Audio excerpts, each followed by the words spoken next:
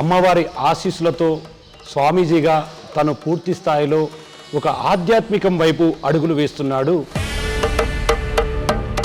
ధర్మశాస్త్రాలు చెప్పిన పద్ధతిగా జీవుడు కూడా అంత ధర్మయుక్తంగా ఉంటే భగవంతుని యొక్క అనుగ్రహం తొందరగా వస్తుంది. చిన్న వయసులో మీరు ఈ మార్గం వైపు రావడానికి ప్రధానమైనటువంటి కారణం ఏమిటంటే ఏం చెప్తారు? ఏకంగా అమ్మనే పట్టుకుంటే సర్వదేవతలను అనుగ్రహం వచ్చేస్తుంది కదా. ఇంతమంది దేవతలు ఇంతమంది పూజించడానికి ప్రధాన కారణం శివశక్తిని గ్రహించేటటువంటి ఏకైక గ్రాస్పింగ్ పవర్ రుద్రాక్షలో.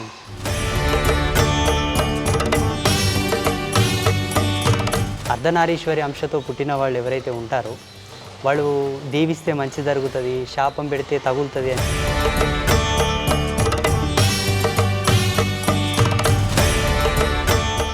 దైవానుగ్రహం పొందాలంటే ఎన్నో జన్మల పుణ్యం ఉంటే తప్ప అది సాధ్యం కాదు. కానీ అతి చిన్న వయసులో అమ్మవారి ఆశీస్సులతో స్వామీజీగా తను పూర్తి స్థాయిలో ఒక ఆధ్యాత్మికం వైపు అడుగులు వేస్తున్నాడు శ్రీ శ్రీ శ్రీ ఆదిత్య పరాశ్రీ స్వామివారు.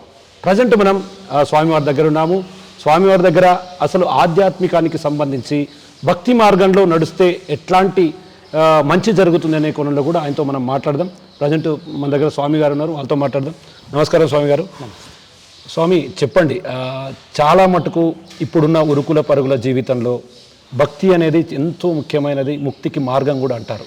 అట్లాంటిది మీరు ఇంత చిన్న వయసులో భక్తి అనే ఒక మంచి మార్గంలో అనుసరిస్తూ ముందుకు వెళ్తున్నారు. యాక్చువల్గా ఇంత చిన్న వయసులో మీరు ఈ మార్గం వైపు రావడానికి ప్రధానమైనటువంటి కారణం ఏమిటంటే ఏం చెప్తారు?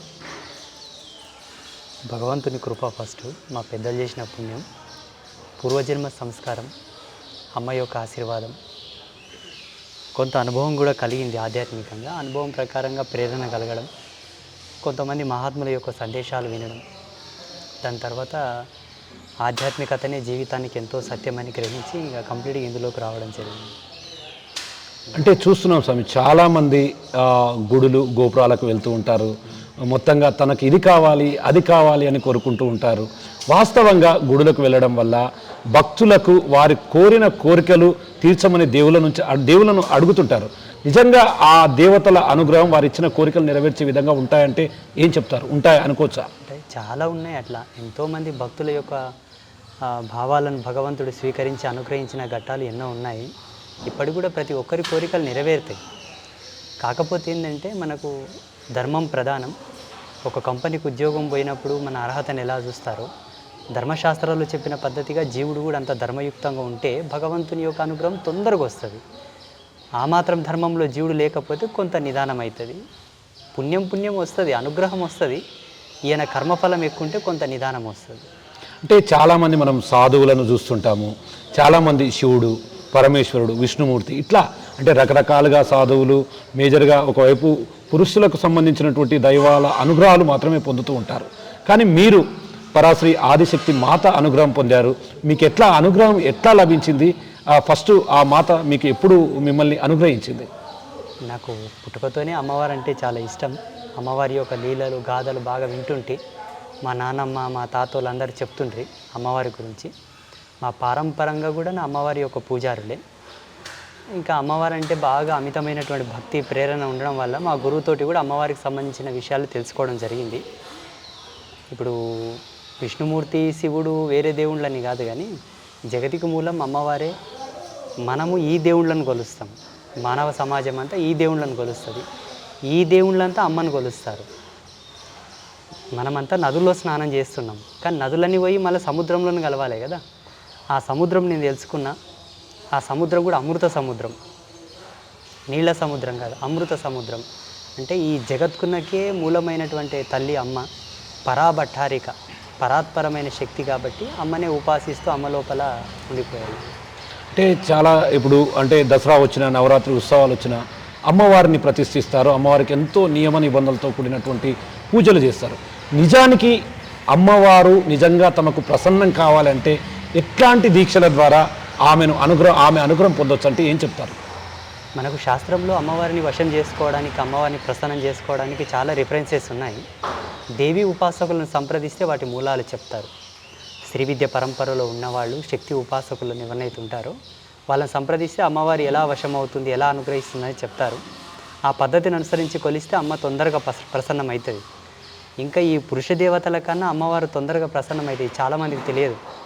ఎందుకంటే అమ్మనే కదా, అమ్మ కారుణ్యవల్లి, అమ్మవారు తొందరగా అనుగ్రహిస్తుంది, కరుణామూర్తి. కాబట్టి చాలామంది బయట సమాజంలో స్వామీజీలు కానీ పండితులు కానీ లేనిపోని అపోహాలు పెట్టి లేనిపోని భయాలు నెలకొల్పి ఈ శక్తి సాంప్రదాయానికి చాలామందిని దూరం చేశారు. కానీ ఇప్పుడున్న మానవులకు తెలియదు. మీరు ఎంతమంది దేవుళ్ళను కొలిచినా వీళ్ళందరూ పోయి మళ్ళీ అమ్మతోనే ఆగుతారు. అవును, సృష్టికి మూలం. మీరు వీళ్ళని పట్టుకున్నా వీళ్ళందరూ పోయి మళ్ళీ ఆనే ఆగాల, తప్పదు. అందుకే ఏకంగా అమ్మనే పట్టుకుంటే సర్వదేవతలను అనుగ్రహం వచ్చేస్తుంది కదా. ఎస్ స్వామి, మీరు అన్నట్టుగా నేను కూడా విన్నాను మీ గురించి. వాస్తవంగా మీరు ఇటువైపు ఆధ్యాత్మికం వైపు అడుగులేసినప్పుడు కావచ్చు, అప్పుడు క్షేత్రస్థాయిలో చాలా రకాలైనటువంటి సమస్యలు కూడా మీకు ఎదురై ఉంటాయి. ఎందుకంటే మొట్టమొదటగా మనని ఎవరు కూడా యాక్సెప్ట్ చేయరు. అంటే మీకు అప్పట్లో ఊరు నుంచి కావచ్చు, బయటి ప్రపంచం నుంచి కావచ్చు, ఎట్లాంటి ఒడిదుడుకులు వచ్చాయి, ఎట్లాంటి ఇబ్బందులు తలెత్తాయి? సర్వసామాన్యమేనండి. ఇప్పుడు ప్రపంచంలో ఉండే మహాత్ములందరూ కూడా సేమ్ నాలాంటి బయోడేటానే. గొప్ప వాళ్ళ జీవితాల్లో సర్వసామాన్యం అయిపోయింది ఇది. అంటే నేను గొప్పవాడిని అని చెప్పట్లేదు. కాకపోతే ఏంటంటే సమాజంలో ఒక విధమైనటువంటి చూపు ఉంది. ఏమని, ఎవరన్నా కొంచెం ఆధ్యాత్మికంగా ఎదుగుతున్నారంటే అవతలలోకి ఏం అనుమానం వస్తుంది, ఈ అబ్బాయి ఏంటి చిన్నగా ఉన్నాడు, సరే చిన్నగా ఉన్నాడు పర్వాలేదు, చాలామంది బాలయోగులు ఉద్భవించారు, ఓకే అనుకుందాం. పరంపరానుగతంగా ఈయన వేషధారణ కొంచెం డిఫరెంట్ ఉంది, చీరలాగా కట్టుకున్నాడు, ఏంది ఇలా ఉన్నాడు అని పలు రకాల విమర్శలు చాలా వచ్చాయి. భగవతి కృపతో ఇప్పుడు కొంత అర్థం చేసుకుంటున్నారు అందరూ. మీలాంటి ఇప్పుడు సోషల్ మీడియా మాధ్యమంగా ఎన్నో విషయాలు తెలియపరచడం వలన చాలామంది అవగాహనకు వచ్చారు, ఇప్పుడు తెలుసుకుంటున్నారు. అది వరకు తెలియదు. ఇప్పుడు చూడగానే నన్ను చూస్తే ఏమనుకుంటారంటే ఈయన చీర కట్టుకున్నాడు అనుకుంటారు. ఇది ఏకవస్త్రం అని నేను ధరించిన ప్రతిదానికి ఒక అర్థం చెప్పడం వల్ల గ్రహించగలుగుతున్నారు ఇప్పుడు సమాజం అంతా కూడా.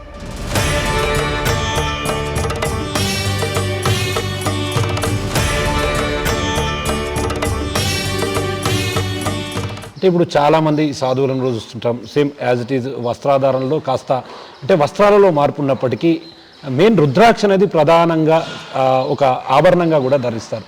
అంటే మేజర్గా ఈ రుద్రాక్షకు ఉన్నటువంటి ప్రత్యేకత ఏంటి, దానికి ఉన్నటువంటి అంటే పవర్ ఏంటి? మనకు ఇప్పుడు జియో సిగ్నలైజేషన్ కావాలంటే జియో సిమ్ కార్డ్ వేసుకోవాలి, ఎయిర్టెల్ సిగ్నలైజేషన్ కావాలంటే ఎయిర్టెల్ సిమ్ కార్డ్ వేసుకోవాలి. సాక్షాత్తు శివుని నుంచి మన కనెక్షన్ రావాలంటే రుద్రాక్ష పేమీన ఉండాలి.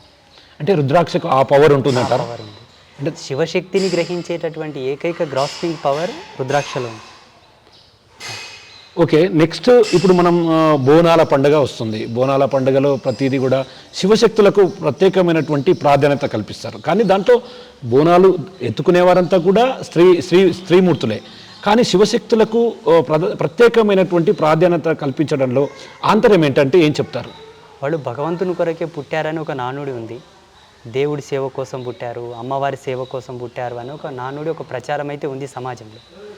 భగవత్ సేవకులు భగవంతుని కొరకు పుట్టిన వాళ్ళ యొక్క లక్షణాలు అక్కడేం కనబడవు. ఎందుకంటే మేము కూడా అందులోనే ఉన్నాం కదా, మేము కూడా అమ్మ సాధనలో ఉన్నాం, అమ్మకు అంకితమైనాం కదా. భగవంతునికై పుట్టిన వారి యొక్క లక్షణాలు వాళ్ళలో లేకపోయినప్పటికీ సమాజం అలా భావిస్తుంది, వాళ్ళని సేవించుకుంటుంది, వాళ్ళకు పెద్దపీట వేసింది. ఇప్పుడు సమాజంలో నడుస్తుంది, వాళ్ళ నమ్మకాలు వాళ్ళకున్నాయి, నడుస్తుంది. ధర్మసింధువు ప్రకారంగా, దేవీతత్వం ప్రకారంగా వాళ్ళని అనుసరించిన, వాళ్ళని సేవించుకున్నా, వాళ్ళ దగ్గర ఏదైనా చేయించుకున్నా, వాళ్ళలో సత్యం ఉంటే మీకు సత్యం వస్తుంది, వాళ్ళలో ఏం లేకపోతే ఏం రాదు. అంటే చాలా మటుకు మనం వాహనాలలో ప్రయాణిస్తున్నప్పుడు అక్కడ అంటే పరమేశ్వరుడు శివుడి కలయికతో ఉన్నటువంటి వారు కూడా ఉంటారు. అంటే వాళ్ళు దీవెనలు తీసుకుంటే మంచి జరుగుతుందని చెప్పి కూడా చాలామంది బలంగా నమ్ముతారు. దాంట్లో వాస్తవంగా నిజమెంత అంటే ఏం చెప్తారు? ఆ నానుడైతే ఉంది, ప్రపంచం లోపల అందరికీ ఉంది అది. అంటే అర్ధనారీశ్వరి అంశతో పుట్టిన వాళ్ళు ఎవరైతే ఉంటారో వాళ్ళు దీవిస్తే మంచి జరుగుతుంది, శాపం పెడితే తగులుతుంది అని ఒక నానుడు ఉంది. అది ఎంతవరకు సత్యము ఎంతవరకు అసత్యం అన్న మాట పక్కన పెడితే మా పెద్దలు ఒక మాట అనేవాళ్ళు, ఎవరి కడుపు మీద కాలు జాపనోని కాలు పట్టుకుంటే మంచిది అవుతుంది అంటుండ్రి. ఎవరి కడుపు మీద కాలు జాపనోని కాలు పట్టుకుంటే మంచిది అవుతుంది, వాని కాలు మొక్కితే మంచిగా అవుతుంది. 10 మంది కడుపుల మీద కాలు జాపినోని కాలు మొక్కితే పాపం తగ్గుతుంది అంటుండ్రి మా పెద్దలు. ఇది మోటు సామెత. అవతలోళ్ళు దీవించే కోణంలో అంత సత్యాత్ములై ఉండి అంత నిష్టతో ఉంటే వాళ్ళు దీవించినా శపించినా మంచి జరుగుతుంది, చెడు జరుగుతుంది. ఉన్నారా లేదా అది మనం చూసుకోవాల్సి ఉంటుంది. ఇప్పుడు వాళ్ళు దీవిస్తే మంచి జరుగుతుంది, శాపం పెడితే చెడు జరుగుతుంది నేను చెప్పాల్సిన అవసరం లేదు. మా ఋషి పరంపరలో ఎలా ఉంటుందంటే సాధువుల ధర్మంలో ఆశీర్వచనం పొందేటటువంటి కోణంలో ఆయన ఉన్నప్పటికీ ఇచ్చే కోణంలో ఇక్కడి సాధువు ఎవరైతే ఉన్నారో ఆయన 1,75,00,000 మంత్రజపం చేసి ఉంటే ఆ టాకింగ్ పవర్ వస్తుంది, వాక్కు పవర్ వస్తుంది. 1,75,00,000 లేకపోతే 3.5 సంవత్సరాలు మౌనంగానే ఉండాలి ఆయన. 3.5 సంవత్సరాలు మౌనంగానే ఉండాలి. అది లేకపోతే శుద్ధ సత్వ సంపన్నమైనటువంటి నిరాహార యోగత్వాన్ని పాటించి ఉండాలి. ఇన్ని పాటిస్తేనే మాకు ఆశీర్వదించే శక్తి వస్తుంది, శాపం పెట్టే శక్తి వస్తుంది. ఇంకా అవతలోళ్ళు ఏ సత్యంగా ఉండాలనో, ఎలా శాపం పెడతారో, ఎలా వరం ఇస్తారో సమాజమే డిక్లేర్ చేసుకోవాలి. కొన్ని అపోహలు అయితే క్రియేట్ చేశారు సమాజంలో. అది వాస్తవమా అవాస్తవమా మీకు తెలియదు, మాకు తెలుసు స్వామి, మాకు తెలుసు. అది ఇప్పుడు ఇన్ని ప్రమాణాలు నేను చెప్పాను. అవునండి. చూడండి, మద్య మాంసాదులు సేవించిన వాడు ఎవడు కూడా దీవించినా ఫలించదు, శాపం పెట్టినా ఫలించదు. అట్లా టోళ్ళతోనే ఏమన్నా అనిపించుకున్నా మన పనులు జరగవు, ఇంకా జరిగేది కాదు, జరగవు. గురుగారు, అటువంటి వాళ్ళతో సంభాషించినా కూడా మన పనులు చెడిపోతాయి కానీ సక్సెస్ కావు. ఎందుకంటే ఆ నోరే పెద్ద. ఇప్పుడు ఒక జీవిని చంపి తిన్న తర్వాత ఇక్కడ ఉసురు ఉంటుంది. డ్రింక్ చేసిన తర్వాత మన శరీరంలో ఉండేటటువంటి దైవశక్తులు నిద్రావస్థలోకి వస్తాయి. శాస్త్రం దానికి ప్రామాణికమైన నిర్వచనం ఇచ్చింది. ఇప్పుడు ఎవరైతే మీరు అంటున్నటువంటి వాళ్ళు దీవిస్తారు శపిస్తారు అంటున్నారు కదా, వాళ్ళు ఏమి తినకుండా తాగకుండా తప్పుడు పనులు చేయకుండా నిరంతరం భగవంతా దేవా దేవా స్వామి అమ్మ అమ్మ అమ్మ అమ్మ అమ్మ అనుకుంటూ ఉండాలనుకోండి, వాళ్ళు ఏమంటే అది అవుతుంది. ఉన్నారా లేదా కదా ఒకటి చూసుకుంటే చాలు. సో అంటే చాలా మటుకు మనం గ్రామాల్లో చాలా వింటుంటాం. అంటే ఎవరైనా ఏదైనా మాట్లాడినప్పుడు వారి నాలుక మీద మచ్చలు ఉన్నాయి, వాడు ఏదైనా సరే అంటే అవుతుంది అంటూ ఒక అపోహ జనాల్లో బాగా ఉండిపోయింది. నిజంగా నాలుకపై మచ్చలు ఉన్న వాళ్ళు అట్లా మాట్లాడితే నిజంగా అవి జరుగుతాయంటారా? పుట్టుమచ్చల శాస్త్రం ప్రకారంగా ఆడవాళ్ళకు ఒక సంకేతం, మగవాళ్ళకు ఒక సంకేతం చెప్పి ఉన్నారు. ఈ సంకేత భావనతో ఎటువైపు ఏ మచ్చ ఉంటే అది కూడా నాలుక కిందన పక్కన పైన నడి నాలుక మీదన పక్కపోంట అనే దానికి ప్రమాణాలు ఉన్నాయి. ఒక నాలుక నిండా నల్లగా ఉందని అన్నీ అంటే సరిపోదు. దానికి కూడా కొన్ని స్థానాలు ఉన్నాయి, దానికి కొన్ని పద్ధతులు ఉన్నాయి. ఆ పద్ధతి ఉన్న వాళ్ళు అన్న మాటలు జరుగుతాయి వాస్తవంగా. ఇప్పుడు నారదుడు ఉన్నాడు, మీకు తెలుసు కదా, నారదునికి నడి నాలుక మీద మచ్చ ఉన్నదట. ఓకే, ఆయన చిచ్చు పెట్టగలడు, చిచ్చు తొలగించగలడు. 2 అర్హతలు ఉన్నాయి ఆయనకు. ఈ అర్హత కన్నా అతనికి ఇంకొక అర్హత కూడా ఉన్నది. ఆయన మహాబ్రహ్మచారి కాబట్టి లోక కళ్యాణం చేయగలడు, లోక వినాశనం కూడా చేయగలడు. ఇది ఒక ప్రమాణం మీకు అందరికి అర్థం కావాలనే వ్యక్తి కాబట్టి. అట్లా ఉన్నాయి. నాలుక మీద మచ్చలుంటే జరిగితే మంచి జరుగుతుంది, చెడు జరుగుతుంది. ఎటువైపు ఉన్నాయి, ఎవరికి ఏ దిశగా ఉన్నాయి తెలుసుకుంటే దాన్ని బట్టి మనం నిర్ధారణ చేయొచ్చు. అంటే స్వామి, ఇప్పుడు మీరు అన్నట్టుగా అమ్మవారి దీక్షలు ప్రారంభించే సమయంలో, అమ్మవారి దీక్షను ధరించాలనుకున్న సమయంలో చాలామంది చాలా రకాలుగా చాలా పూజలు వారికి తోచినట్లు వాళ్ళు దీక్షను స్టార్ట్ చేస్తారు. నిజంగా అమ్మవారి దీక్ష చేస్తే ఎట్లాంటి నియమాలు పాటించాలి, ఎట్లాంటి నియమాలతో అమ్మవారికి దగ్గర కావాలి? ప్రపంచంలో సెల్ఫ్గా స్వతంత్రంగా ఏది చేయడానికి ఎవరికి హక్కు లేదు. ఈ జగత్తు ఇన్ని పరివర్తనాలతో, ఇన్ని ప్రభావాలతో అల్లుకున్నదంటే ఎన్నో తరాల ఎంతోమంది యొక్క శ్రమంగా ఇన్ని అద్భుతాలు జరిగినాయి. కాబట్టి దేని మీద కూడా స్వతంత్రంగా నిర్ణయం చేసుకునే హక్కు, నడిచే హక్కు ఎవరికి లేదు. అందున ఆధ్యాత్మికంగా స్వతంత్రంగా సెల్ఫ్గా నడిచే హక్కు ఎవరికీ లేదు. పర్టిక్యులర్లీ గైడెన్స్ తీసుకొని దాని సమగ్రమైన వివరాలను అనుసరించి చేస్తేనే ఆ పూజలు ఫలిస్తాయి, వాళ్ళ దీక్షలు ఫలిస్తాయి. లేదంటే అంతకన్నా 10 రెట్లు తిప్పి కొడతావు అవి. అంటే అవి తిరిగి మళ్ళీ ప్రమాదకరంగా మారే అవకాశాలు వస్తాయి. ఎందుకంటే భగవంతుడు అంటే ఆషమాష కాదు, ఆటపాటలు కాదు, బొప్పలాట కాదు, బొమ్మలాట కాదు. సెకండ్ పాయింట్ ఏంటంటే ఏది ఏమైనా అనుభవజ్ఞుడైన వాళ్ళతోటికి వెళ్ళి తెలుసుకొని చేసేదాని లోపల మీరు తప్పకుండా మంచిని చూస్తారు, మంచి సాధిస్తారు. లేకపోతే ఇబ్బందులు వస్తాయి. ఇంకొకటి ఏంటంటే ఇప్పుడున్నటువంటి ప్రస్తుత వర్తమానంలో సమాజంలో ధార్మిక పరిషత్ అంతా కూడా కలుషితం చెందింది, ప్యూరిటీగా లేదు.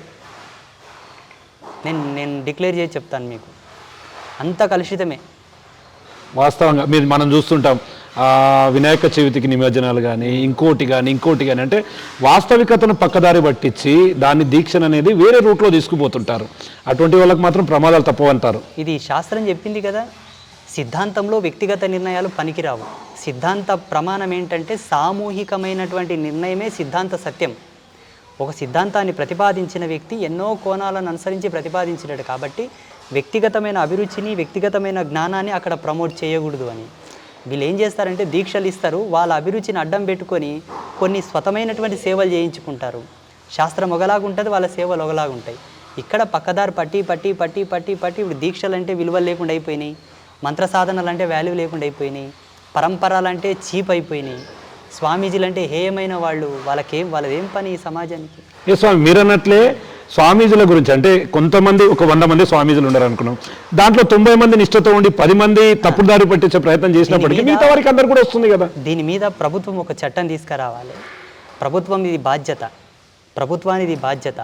ఎండోన్మెంట్ వ్యవస్థను పెట్టి దేవాలయాల దగ్గర ఉండే డబ్బును తీసుకుపోయే ప్రభుత్వం ఇటువంటి స్వామీజీలను ఇటువంటి సిద్ధాంతంలో అవగాహన లేనటువంటి వాళ్ళని పట్టుకొని సమాజం నుంచి బహిష్కరణ చేసి ప్యాంటైన్ చేసి ఊరంతా తిప్పించాలి వాళ్ళని.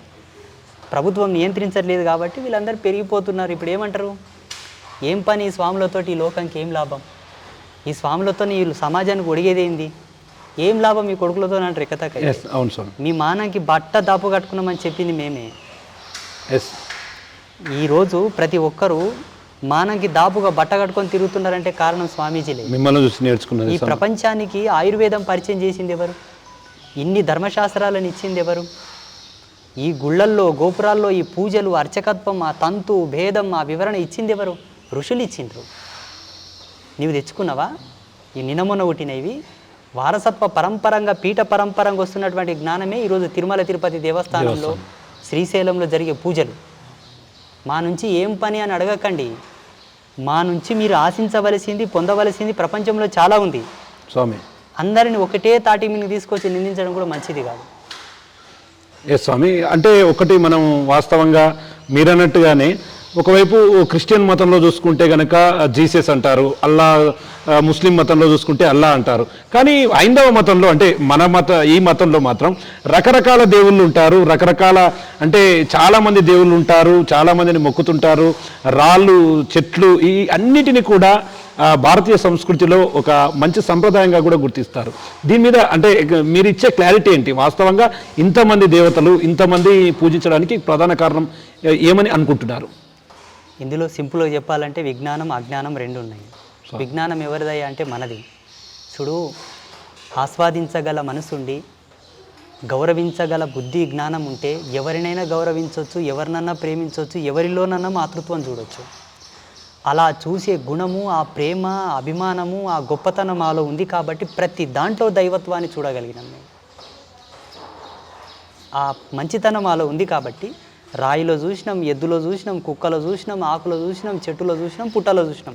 ఆ మనస్సు ఉంది మా లోపల, చూసే మనస్సు మంచిగా, అంకిత భావం ఉంది మా లోపల కాబట్టి అన్ని చోట్ల భగవంతుని చూసుకోగలిగినాం. వాళ్ళకు లేదేమో, ఒకే చోట ఆగిపోయారు. ఇంకొక సింపుల్ లాజిక్ చెప్పాల్సి వస్తే అంధుడికి ఒకే వర్ణము, గుడ్డివాడికి ఒకే వర్ణము, కళ్ళుండేవానికి అనేక వర్ణాలు ఉన్నాయి. అవి ఈ అందమైన ప్రపంచంలో ఎన్నో అద్భుతాలను చూడగలుగుతాం. అలా శోధించవలసినటువంటి జ్ఞానము, అన్వేషించగలిగినటువంటి తాపసిక శక్తి మాలో ఉంది కాబట్టి అనేకమైన దేవతలను దర్శించగలిగినాం, సమాజంకి ఇవ్వగలిగినాం.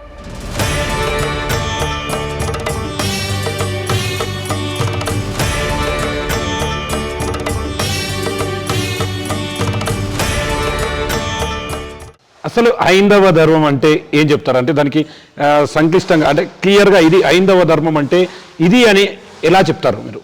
ఈ ప్రపంచంలో భగవంతునికి సరిసమానమైనటువంటి స్థితి గతి శాస్త్ర ప్రమాణం ఏదైనా ఉన్నది అంటే అది హిందూ ధర్మమే. హిందూ ధర్మం కన్నా గొప్ప ధర్మం లేదు, రాదు, ఇక ముందు ఉంటలేదు. సృష్టి ధర్మం హిందూ ధర్మం, సృష్టి విజ్ఞానం హిందూ ధర్మం, ప్రకృతి విజ్ఞానం హిందూ ధర్మం, ఖగోళ విజ్ఞానం హిందూ ధర్మం. నువ్వు ఇక్కడ తిప్పికొట్టు, అక్కడ తిప్పికొట్టు, ఎక్కడని తిప్పికొట్టు, హిందూ ధర్మమే ప్రపంచమంతా ఉంటుంది.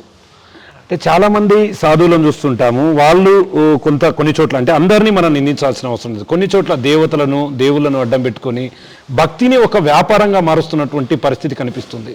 వారికి మీరు ఏం చెప్తారు? అంటే అది పూర్తి స్థాయిలో అది తప్ప, రైటా? అంటే మీరు చెప్పే అంశం ఏంటి మీ మీడియా వాళ్ళు పుణ్యం కట్టుకుంటే అందరు బయటకు వస్తారు. స్వామి? ఇది 2 కోణాల మీద ఆధారపడి ఉంది. ఒకటి రాజ్యాంగబద్ధమైన కొన్ని చట్టాలు తీసుకురావాలి స్వామీజీల మీద కూడా తప్పదు స్వామి. అండ్ సెకండ్ పాయింట్ గవర్నమెంట్ దీన్ని దృష్టిలో తీసుకోవాలి. స్వామి. మూడవది మీలాంటి మీడియా పాత్రికేయులు కూడా దీని మీద ఫోకస్ చేసి ఎప్పటికప్పుడు వాళ్ళని బయటికి తీస్తూ ఉంటే అందరూ బ్యాక్ స్టెప్కు వెళ్ళిపోతారు, అసలైన వాళ్ళు మాత్రం మిగిలిపోతారు అని చెప్పి మాయించటోళ్ళకు నెత్తినొప్పి తగ్గుతుంది. స్వామి. మా ఇంటిలో నెత్తినొప్పి తగ్గుతుంది.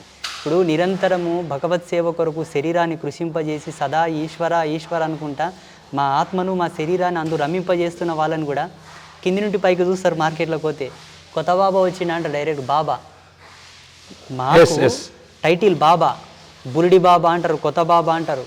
అసలు ఎలా ఏం అనుకోవాలో కూడా అర్థం కాని పరిస్థితి. వాళ్ళంతవరకు మమ్మల్ని అనాలిజ్ చేసిండ్రంటే ఇంకెవరినో వాళ్ళు అలా చూసి ఉంటారు. అవునవును స్వామి. సమాజంలో అది జరిగింది కాబట్టి మీ ఒకరి మీద నిందిస్తారు. అటువంటి వాళ్ళనంతా కూడా గవర్నమెంట్ కొంచెం దృష్టి పెట్టి వాళ్ళని తీసి పక్కకు పెట్టగలిగితే మాలాంటి వాళ్ళకు కొంత గౌరవం మిగులుతుంది. అదే నేను చూసినాం, నిన్ననే అమావాస్యను కూడా చాలామంది నిన్న అమావాస్యను ఒక ప్రధానమైన రోజుగా కూడా చూస్తారు. వాస్తవంగా నిజంగా అంటే నాకు కూడా ఇప్పటికి కూడా ఒక క్లారిటీ అనే అంశం ఏంటంటే అమావాస్య రోజు బయటికి వెళ్ళకూడదు, ఏం పనులు చేసినా కూడా అవి సెట్ కావు, కావలసిన పనులు కూడా అవుతాయి అంటూ కూడా ఒక ఉంది. ఇప్పటికి కూడా దాన్ని పాటిస్తూ వస్తున్నారు. వాస్తవంగా అమావాస్య రోజుల్లో చేయాల్సిన పనులు ఏంటివి, చేయకూడని పనులు ఏంటివి, దీని మీద మీరు ఇచ్చే ఒక స్పష్టమైనటువంటి క్లారిటీ అవసరం ఉంది.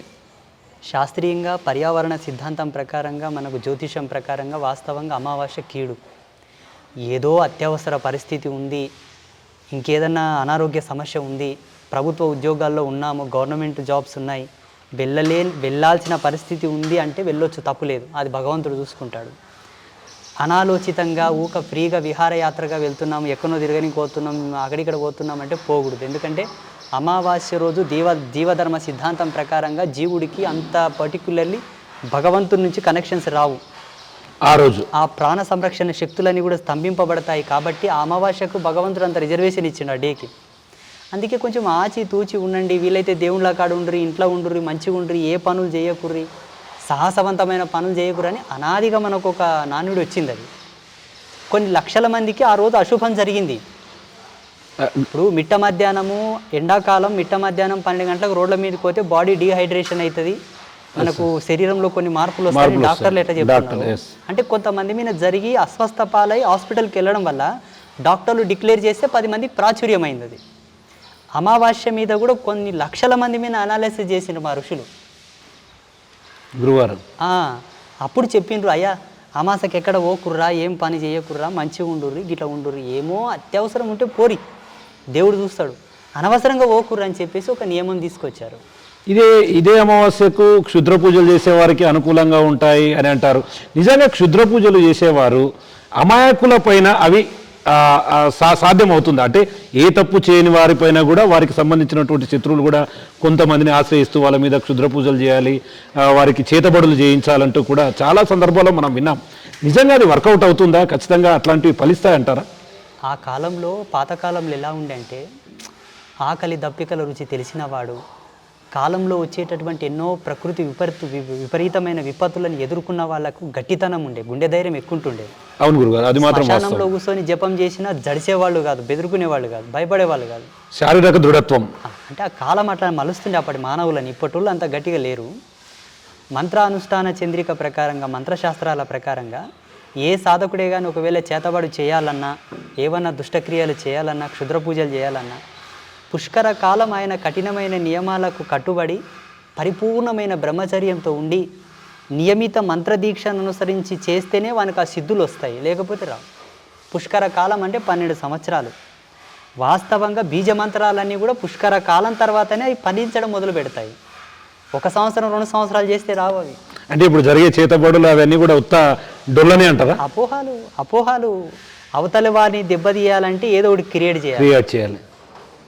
అంటే ఈ చేతబడులను ఒకవేళ సైన్స్కు అనుసంధానిస్తే అంటే దీంతో కంపేర్ చేస్తే ఎట్లా చెప్తారు మీరు? Genetic theory, DNA farming, DNA reforming ఉంటుంది దాంట్లో. ఇప్పుడు మనకు సిగ్నలైజేషన్ ఎలా ఉంటుందో శాటిలైట్ సిస్టమ్ ద్వారా ఈ జీవధర్మ సిద్ధాంతాన్ని అనుసరించి ప్రకృతికి వీళ్ళకు కనెక్షన్ ఉంటుంది. ప్రకృతి యొక్క స్తంభన క్రియనే చేతబడులు. అవి స్తంభిస్తే మనం ఏం పని చేస్తాం? ఇప్పుడు మన కరోనా వచ్చింది, అవును గురుగారు. ఆక్సిజనైజేషన్ మైనస్ అయిపోయింది, శ్వాస తీసుకోవడం ఇబ్బంది అయిందనే కదా చాలా మంది చనిపోయారు. అవును, అంటే వాస్తవం. గాలికి మన శరీరానికి ఏదో కనెక్షన్ ఉంది. ఉన్నట్టే కదా. పాంచభౌతికమైన స్థితి మీద వాళ్ళు పట్టు సాధిస్తారు. అప్పుడు మనుషులతో కానీ జీవులతో కానీ వాళ్ళు ఆటలాడతారు. ఆ స్థితికి రావడానికి కూడా ఈ సాధకుడు ఎన్నో కఠినమైన నియమాలకు ఓర్చుకోవాల్సి ఉంటుంది. వీళ్ళకి ఏది రాదు, అంత డాష్ చేసి. ఇప్పుడు మేము అభ్యాసన యోగంలో ఉన్నాం కదా, ఇప్పుడు మేము చేసినాం. అంటే నిజంగా అభ్యాసన యోగం చేసి పూర్తిస్థాయిలో దాని మీద పట్టు సాధిస్తే ప్రకృతి మీకు సహకరిస్తుందని అనుకుంటారా? ఎందుకు సహకరించదండి? ఇప్పుడు నేను ఒక మాట చెప్తాను, మీకు ఒక ఎగ్జాంపుల్ చెప్తాను. మొన్న ఒక అతను వచ్చాడు మన ఆశ్రమానికి. గురుగారు, ఆయనకు ఇంట్లో రోజు పాములు వస్తున్నాయట. గురుగారు, పోనీ ఇంటి చుట్టూ ఏదన్నా కంప చెట్లు ఏమైనా అడవి లాంటిది ఉన్నా అన్నా లేదు. ఊరు మధ్యలో ఇల్లు ఉంది, మొత్తం ఇంటి చుట్టూ రోడ్లు, సిసి రోడ్లు, అవకాశమే లేదు రావడానికి. కానీ పాములు వస్తున్నాయి. మళ్ళీ కొత్తగా ఇల్లు కట్టుకున్నాడు, సంవత్సరంన్నర అయ్యింది.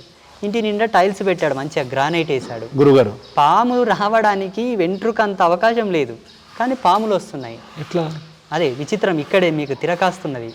నేను వచ్చాడు ఆయన, గురూజీ ఇట్లా వస్తుందని ఇంత అమ్మవారు కుంకుమ ఇచ్చాను, నీళ్ళలో కలిపి సంప్రోక్షణ చేయి, ఏమైనా దుష్టశక్తుల ప్రభావం ఉంటే పోతుందన్న. చల్లిండు, పోలా. ఒక పచ్చి టెంకాయను అభిమంత్రించి ఇచ్చాను, వెళ్ళి కట్టునాయనన్న గరుడ మంత్రాలతో, పోలా. అలాగే వస్తున్నాయి. ఏంటయ్యా అని కొంచెం డెప్త్గా సెర్చ్ చేశాను నేను, మాకున్న యోగ బలంతో. ఒక పెద్ద రీజన్ కనిపించింది గురుగారు. ఆ రీజన్కి నేను చేయవలసింది ఏమొచ్చింది తెలుసా? అబ్బా, ఇప్పుడు ఆయనను మంచి చేయలే కదా నేను. ఖచ్చితంగా మిమ్మల్ని నమ్ముకొని వచ్చాడు కాబట్టి అది ఏం చేయాల్సి వచ్చింది అప్పుడు నాకంటే? భూత ప్రాయోపవేశం చేయాలా. భూత భూత ప్రాయోపవేశం అంటే పంచభూతాలలో జనించినటువంటి 84 లక్షల జీవరాశుల యొక్క నాడి మీద మంత్ర ప్రయోగం చేస్తే వెనక్కి అయిపోతాయి. అదొక పెద్ద విద్య. దాని మీద సంవత్సరంన్నర మనం రీసెర్చ్ చేస్తే తప్ప అది వశం కాదు, తపస్సు చేస్తే. మరేమంటావు? ఇప్పుడు ఆ సమస్య క్లియర్ అయిందా? అయ్యింది. నంబర్ కూడా ఇస్తా, మాట్లాడతావా? ఓకే ఓకే ఓకే గురుగారు, వెళ్ళేటప్పుడు ఖచ్చితంగా నెంబర్ తీసుకుంటా, తీసుకో. ఆయనతో కూడా నేను మాట్లాడిస్తా. అంటే గురువు గారి కెమెరా తీసుకొని రికార్డ్ చేయి మొత్తం ఇల్లంతా. ఓకే, ఇప్పుడు ఆ సమస్య క్లియర్ అయింది. అయిపోయింది, మంచిగా.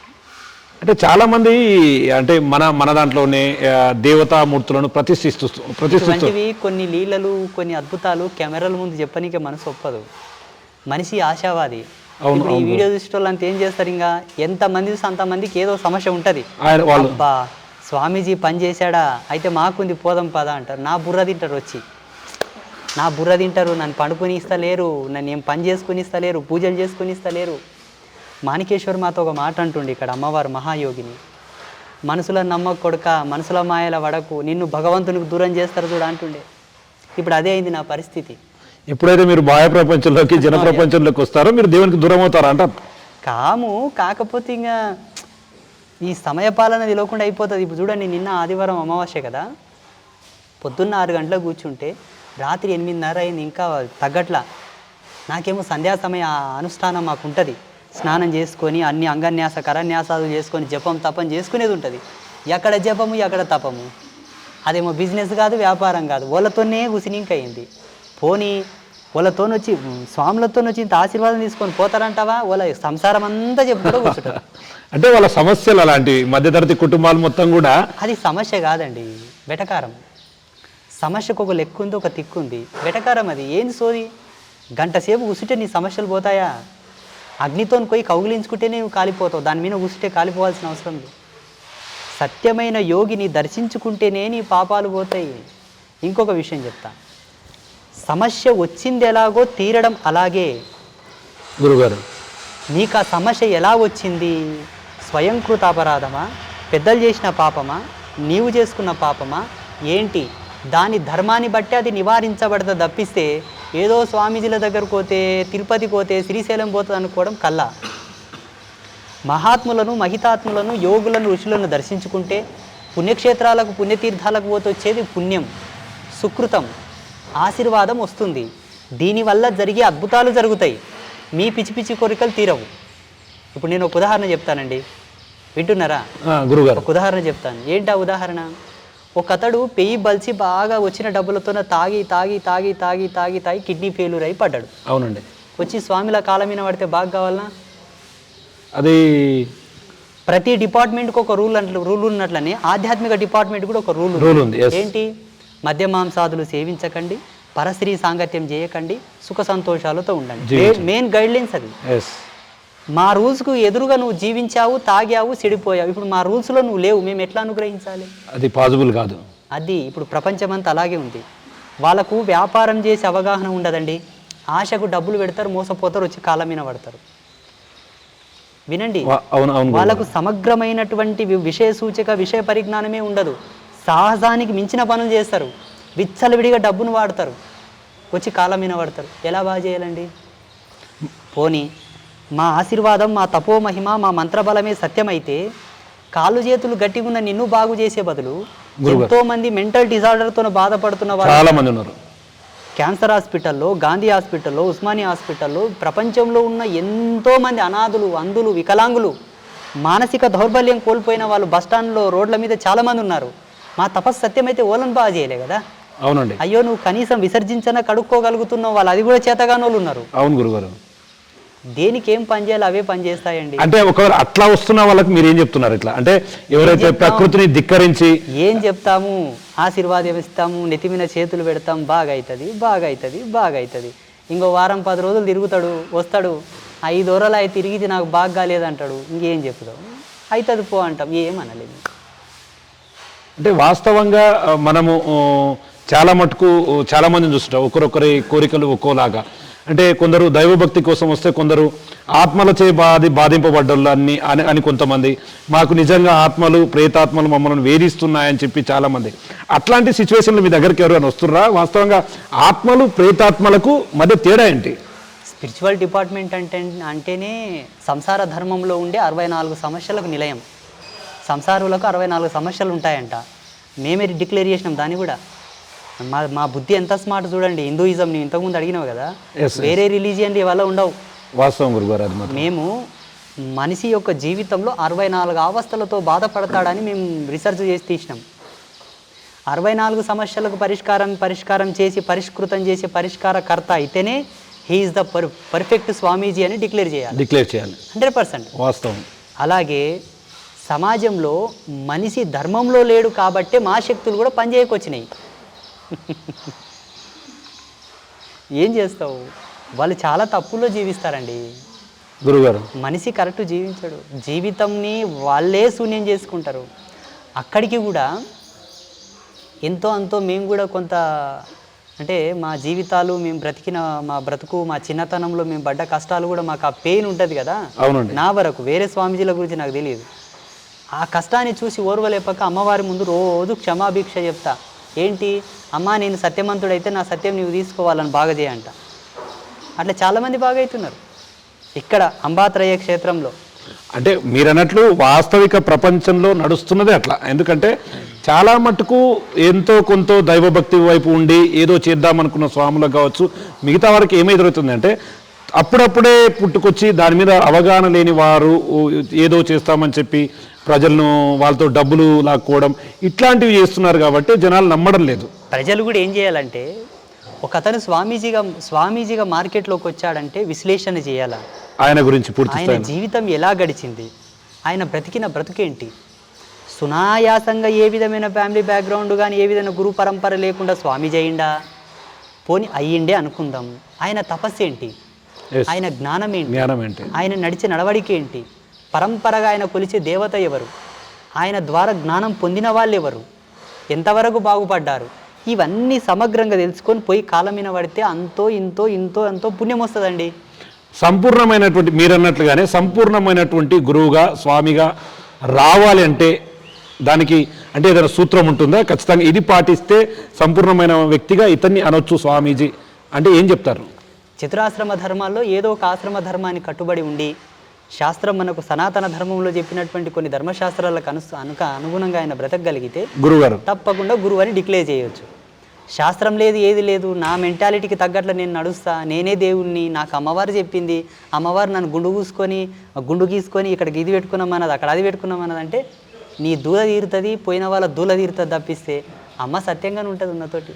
అంటే మీరు అన్నట్లుగా ఎగ్జాక్ట్ మీరు ఇంకొంతమంది చాలామంది గురువుగారు రెగ్యులర్గా అమ్మవారిని పూజిస్తూ వస్తున్నారు, అమ్మవారికి సేవలు చేస్తూ వస్తున్నారు. నన్ను అనకండి. మీకు తోచినంత వారికి ఒక భక్తి మీద ఒక రకమైనటువంటి మార్గాన్ని ఉపదేశిస్తున్నారు. మరి ఇట్లా ఉన్న స్వాములు ఎక్కడన్నా అంటే వేరే అప్పుడప్పుడే పుట్టుకొచ్చినటువంటి స్వాముల మీద అట్లాంటి వాళ్ళ మీద ఎందుకు మీరు చర్యలు తీసుకోలేకపోతున్నారు? మీరు నన్ను అనకండి ఇందులో. గురుగారు వేరే స్వామీజీలను అనండి. నన్ను ఎందుకు అనొద్దు అంటున్నా అంటే, నా జన్మని ఇంతవరకు చాలామంది ఎంతోమంది నా గురించి అడిగారు, చేశారు, నాకు తోచిన కాడికి చెప్పినా కానీ వాస్తవంగా నా జన్మ కర్మ సంభవమే ఒక విచిత్రం.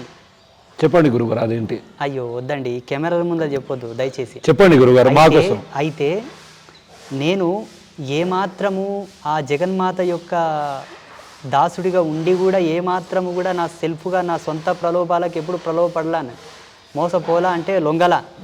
ఎంతసేపు అమ్మ అమ్మ అని నేను అమ్మ ధ్యానంలో ఉన్నాను, అమ్మ ధ్యానంతోనే లోక కళ్యాణం చేస్తున్నా. ఈ క్షేత్ర నిర్మాణం ఇదంతా జరిగింది. ఈ విశ్లేషణనే చాలు నేను ఎవరని తెలియపరచడానికి. నేను ఏం చేయక్కర్లా, ఈ విశ్లేషణనే చాలు. వేరే స్వామీజీలకు ఇంత ప్రావీణ్యము, ప్రతిభ, ఇంత గొప్పతనం, ఇంత శ్రామికమైనటువంటి ఉత్పత్తి కేంద్రకం ఉంటే వాళ్ళని నన్ను ఒకతో జతగట్టవచ్చు. ఏముంటుందండి, బయట కొన్ని పీఠ పరంపరల నుంచి విద్యాభ్యాసం నేర్చుకొని వస్తారు. అవునండి. వాళ్ళ గురువులు ఇచ్చిన మంత్రాలు అవి పట్టుకొని వస్తూ ఉంటారు. అఫ్కోర్స్ నాకు కూడా మా గురువు మంత్రం ఇచ్చాడు అనుకోండి, నా జీవితం టోటల్లీ డిఫరెంట్. కత్తిమీన సాము ముళ్ళ మీద నడిచినంత కంటే 100 రెట్లు ఎక్కువ నా మీరు చెప్పింది అక్షరాల సత్యం. సెకండ్ థింగ్ ఏంటంటే, కమ్యూనిటీ గైడ్లైన్స్ ప్రకారంగా చూసుకున్నా కూడా సభ్య సమాజంలో ఇప్పుడు నిమ్న వర్గాలకు చెందిన వాళ్ళు ఎవరైనా పీఠాధిపతులు అవుతారంటే వాళ్ళని ఎప్పుడు బయటికి తొలగిద్దామనే కుట్రలే ఉంటాయి. మీరు అన్నట్టుగా ఒకవేళ మీ కమ్యూనిటీ బేస్డ్గా కాకుండా ఉంటే మీకు కూడా క్లియర్గా ఉండేది. కానీ మీకున్నటువంటి సమస్యలతో ఈ స్థాయికి రావడం మీరు అన్నట్లుగా చాలా నిజమే. కానీ ఒక విషయం అంటే నేను చాలామంది ఇంటర్వ్యూలో నేను కూడా చూశాను, చిలుకూరి బాలాజీ స్వామికి సంబంధించినటువంటి ప్రధాన పూజారి సైతం కూడా తమరిని భుజాల మీద ఎత్తుకున్నటువంటి పరిస్థితి ఆ రోజు ఎట్లా అనిపించింది? వాస్తవంగా ఏమనిపించింది మీ మైండ్లో? మా గురువు అప్పుడే అన్నాడండి పండరిపురంలో, నీ నుంచి ఒక అద్భుతం జరుగుతుంది ఆయన, జగత్ ప్రసిద్ధి పొందేటటువంటి కార్యం నీ జీవితంలో జరుగుతుంది, విశ్వభ్రమణమైనటువంటి ధర్మమే నేను మోస్తుంది అన్నాడు. ఆయన విశ్వభ్రమణమైనటువంటి ధర్మం అంటే బ్రాహ్మణుడే. ఇది శాస్త్రం చెప్పిన మాట. విశ్వభ్రమణమైనటువంటి ధర్మం నేను మోస్తుంది అన్నాడు. ఎప్పుడన్నాడు తెలుసా? 2011లో. మునివాహన సేవ జరిగింది 2018లో. మా గురువు ఆనాడే అన్నాడు, లోక ప్రసిద్ధిగాంచే కార్యం నువ్వు ఒకటి చేస్తావన్నాడు. ప్రతి సంవత్సరం గోమాత కళ్యాణం చేస్తాం మేము. కోవిడ్ వచ్చినప్పుడు నా మనసు చెలించిపోయి అమ్మతో ఏడిస్తే ఆ విశ్వమాత కళ్యాణం చేసి లోక కళ్యాణం గావించంటే దానికి ఎంత శ్రమించామో. ఇప్పుడు ఈ పెద్ద మనుషులు కామెంట్లు పెడతారు, వచ్చిండయ్యా కొత్త బాబా అంటారు. ఈ బాబా కాకున్నది, ఈ పాడు కాకున్నది. ఇంతటి జీవిత సత్యాంగ యోగం ఉన్న మమ్మల్ని బాబాలతో పోలుస్తారా? బాబా అంటే ఎవడో తెలుసా? పేయి బలిచిన వాళ్ళని బాబా అంటారు. నా పేయి ఏమన్నా బలిచిందా? ఇంకా బొక్కిగానే ఉన్నా నేను. అంటే సమాజం ఎలా అయిపోయిందంటే, ఇప్పుడు మీరు అన్నట్టుగానే ఏమాత్రం ఆలోచన ఉండదు, నోటికి ఏది వస్తే అది మాట్లాడడం పక్కన పెట్టండి. తెల్లగా కనిపించిన వెనకడుకోడు తెల్లగా కనిపించిందని పోయి నీళ్ళు తాగిండంట, ఆ నీళ్ళలో విషం ఉన్నదంట, చచ్చిపోయిండు. ఇప్పుడు నోటికి ఏది వస్తే అది వాగుతాం అనుకుంటారు. కానీ నేను బాబాని అయితే మీకేం కాదు, నేను బాబాని కాకుండా ఇంకేదన్నా అయితే ఎంత వర్తించాలో అంత వర్తిస్తుంది. వార్నింగ్ ఇయ్యని ఏమనుకోకండి.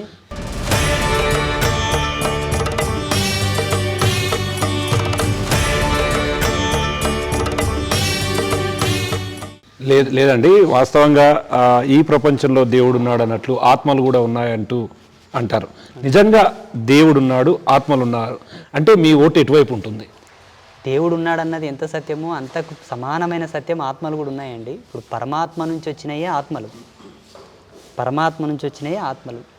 ఈ ఆత్మ ధర్మంగా బ్రతికితే ప్రేతాత్మగా మారదు.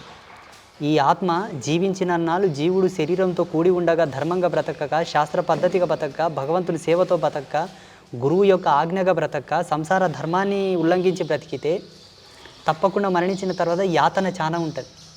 మీకు ఉదాహరణ చెప్తాను.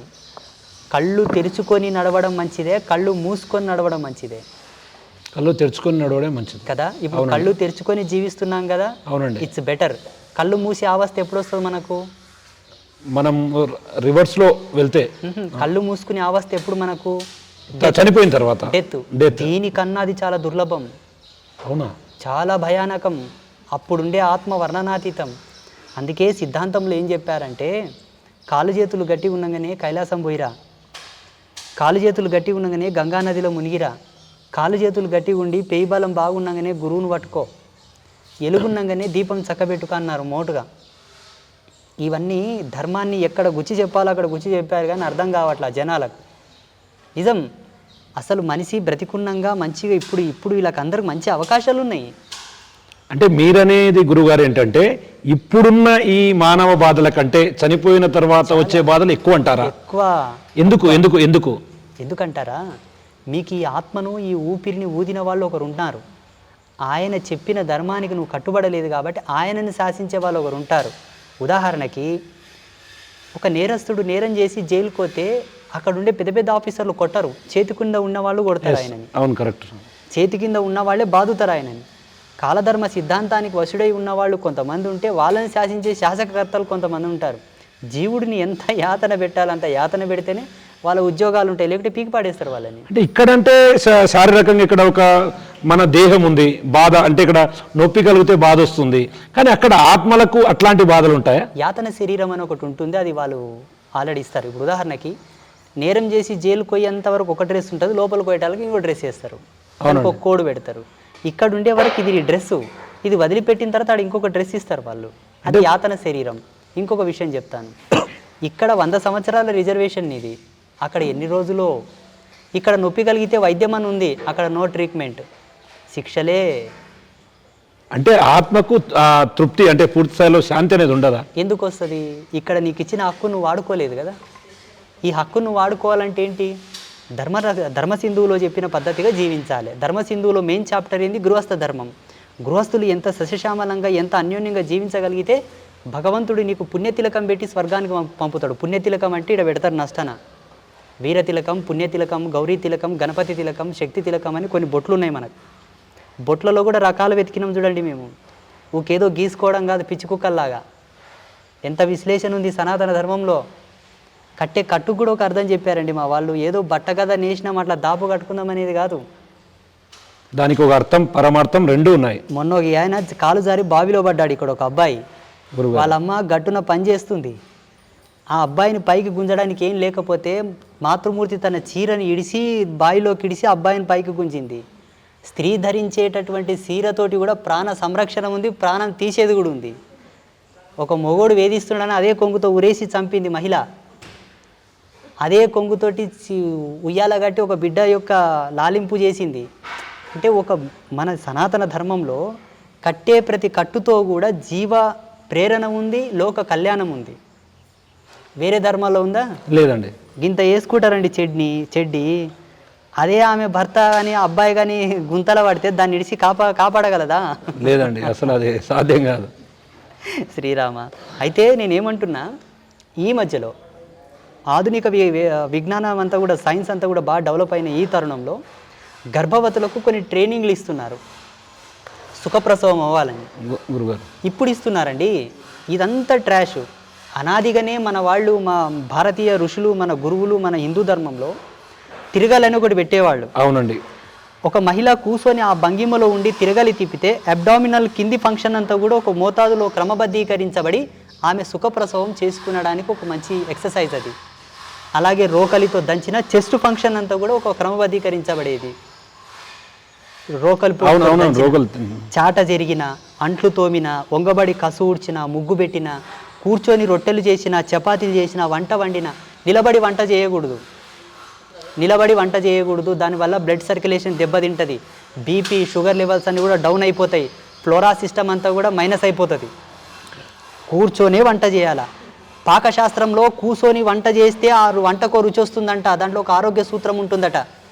నిలబడి వంట చేయరాదు. నిలబడి ఎప్పుడు వంట చేస్తారు తెలుసా? వాస్తవంగా నిలబడి ప్రేతానికి సంబంధించిన కూడు వండుతారు. నిలబడి ప్రేతం కూడది. దేవుళ్ళ వంట కాదు, మనుషుల వంట కాదు. ఏం చేస్తాం? ఇప్పుడు టెక్నాలజీ ఇంత డెవలప్ అయిన తర్వాత ఈ సూత్రాలు ఎందుకు ప్రవేశపెడుతున్నారు? పాతకాలం పాటించమని ఎందుకు చెప్తున్నారు? సైన్స్ డెవలప్ అయిన తర్వాత ఇంకా నాన్ స్టిక్ ప్యానల్స్లతో వచ్చిన తర్వాత ఇంకా ముందుకెళ్ళాలి, కానీ వెనక మట్టి కుండల వరకు ఎందుకు వస్తున్నారు? అవును, ఇప్పుడు మొత్తం కూడా రివర్స్ అవుతూ వస్తుంది. ఎందుకు వస్తున్నారు? అంటే ఈ లక్షల సంవత్సరాల కిందనే మాకు తెలిసి ఇదంతా ఏంటి గురుగారు ఇది ప్రమోట్ చేసినా కూడా మళ్ళీ రివర్స్ రాక తప్పదు ఎందుకులే అని ఆ అడికే ఉండిపోయినాం మంచమున్న కాడికి కాలు చాపుకొని బతికినాం.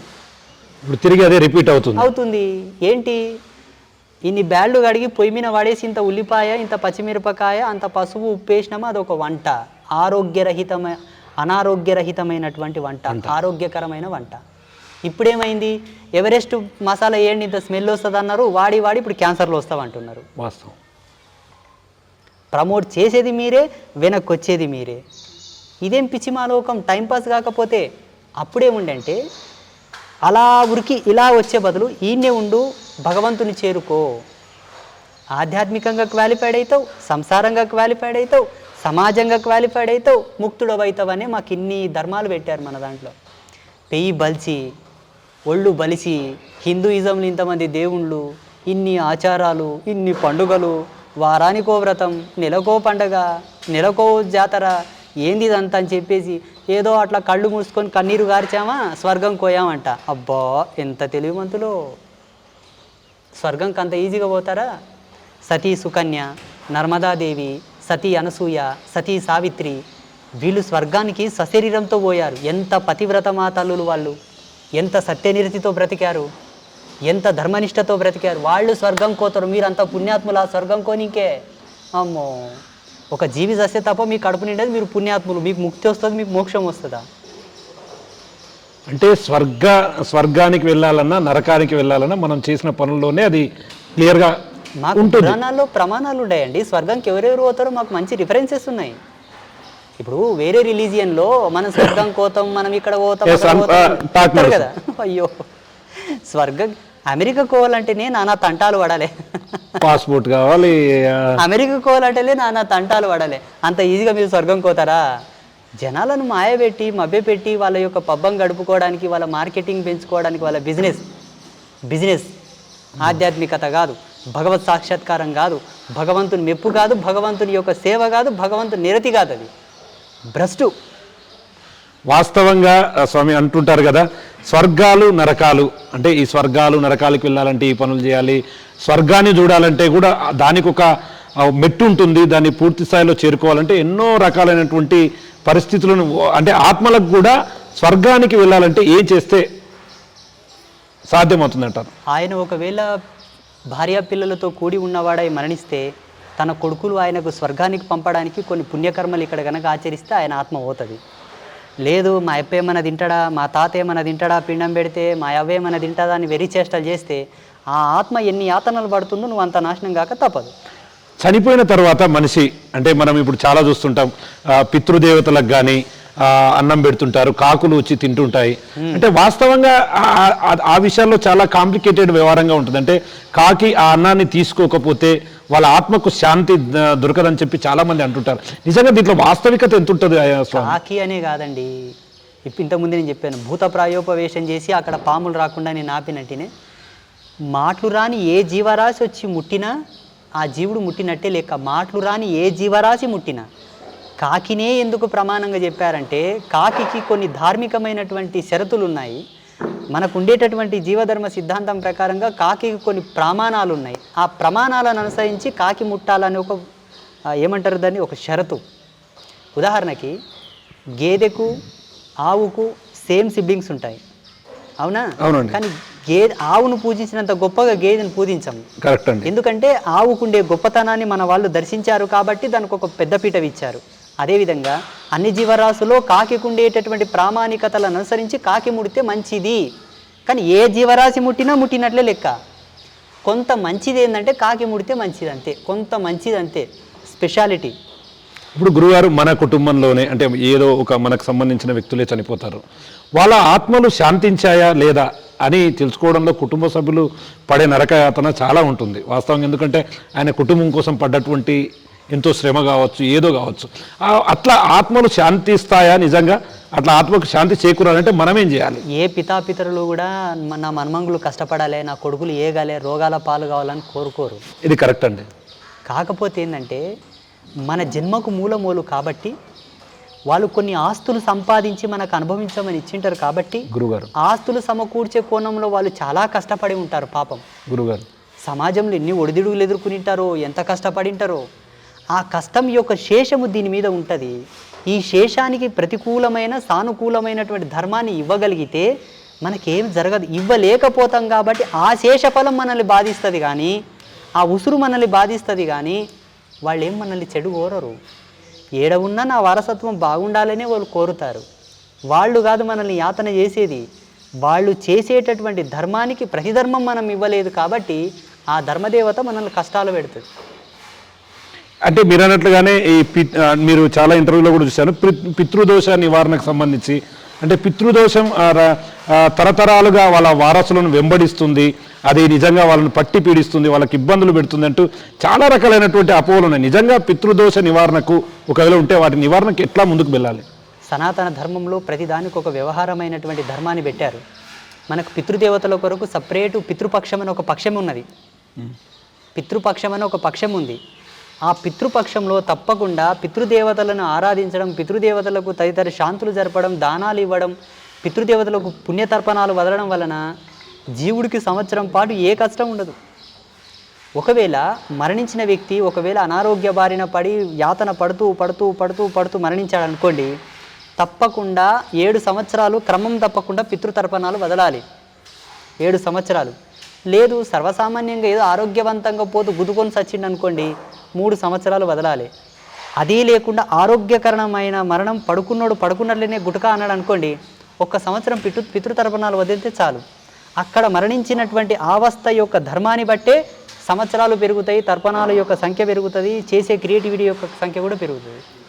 అది పండితులను సంప్రదించి, మాబోటి వాళ్ళని సంప్రదించి దాని పద్ధతిగా ఆచరించాలి. గురుగారు, ఇప్పుడు చాలామందిని చూస్తుంటాం, చాలా కుటుంబాల్లో దైవ చింతనతో మెలిగే కుటుంబాలు చాలా ఎక్కువగానే ఉంటాయి. ఆ కుటుంబంలో ఒక గృహిణి ఉదయం లేస్తే ఖచ్చితంగా పూజలు నిర్వహిస్తుంది, తమ కుటుంబం కోసం ఆ దేవుడి ముందు అంటే మొక్కుతూ నిస్వార్థంగా ఎట్లాంటి స్వార్థం లేకుండా పూజలు చేస్తుంది. అయినప్పటికీ ఆ కుటుంబంలో శాంతి ఉండదు, ఆ కుటుంబానికి కష్టాలు తప్పవు, ఆ కుటుంబంలో లక్ష్మీదేవత నిలవదు అంటూ చాలామంది గృహిణులు ఇబ్బంది పడతారు. నిజంగా అట్లాంటి వాటికి ఏమైనా పరిష్కారం ఉందంటారా? ఉన్నాయి. ఇప్పుడు వాస్తవం చెప్పాలంటే ఏ కారణం లేకుండా ఈ భూప్రపంచంలో ఎండిపోయిన గడ్డి కూడా రాలదు. అకారణంగా ఏ కారణం లేకుండా ఎండిపోయిన గడ్డి కూడా రాలి పడదు. అటువంటిది ఒక శ్రేష్ఠ సంసార ధర్మం లోపల ఒక యజమాని కష్టపడతాడు అనుకోవడం ఎట్లా చెప్పండి? అయితే ఆయన కష్టపడుతున్నాడు, ఇబ్బంది పడుతున్నాడు అంటే అందుకు బలమైన కారణం కూడా ఉండవాలి గురుగారు. ఆ కారణం ఏంటో తెలుసుకొని దానికి తగిన పరిష్కారం చేసుకుంటే. ఇంకొకటి మనము గమనించవలసిన అంశం ఏంటంటే ప్రేక్షక లోకం అందరూ కూడా ఏనాటికైనా ఈ ప్రపంచంలో రోగం లేని పుండు పుట్టదు, పరిష్కారం లేని సమస్య రాదు. కానీ పుణ్యాత్ములకే ఆ రోగానికి మందు దొరుకుతుంది, పాపాత్ములకు దొరకదు. పుణ్యాత్ములకే ఆ సమస్యకు ఉండే పరిష్కారం దొరుకుతుంది, పాపాత్ములకు దొరకదు. నీ ఊళ్ళో నీ ఇంటి పక్కలనే ఆ సమస్యకు పరిష్కారం చూసేవాడు ఉన్నా ఆడితోనికి పోవాలని కూడా నీకు అనిపించదు, కూసోవాలని కూడా అనిపించదు. నీకు దగ్గరే ఔషధం ఉన్నా కాలం ఎక్కడనో తిప్పుకొస్తుంది, కానీ మళ్ళీ నీకు ఔషధం కంట కూడా కనబడకుండా మాయ చేస్తుంది. కారణం నీవు చేసినటువంటి తప్పే. మనకు 2 కళ్ళండి, మనకు 2 కళ్ళు, పని పడితే 100 సీసీ కెమెరాలు పెడతాం. కాలానికి ఎన్ని కళ్ళు తెలుసా? అనంత కోటి చక్షువులు. అవును. నీవు సెకండ్ కాదు కదా, సెకండ్ కన్నా సెకండ్ కూడా దాన్ని కనుగప్పి నువ్వు పోలేవు.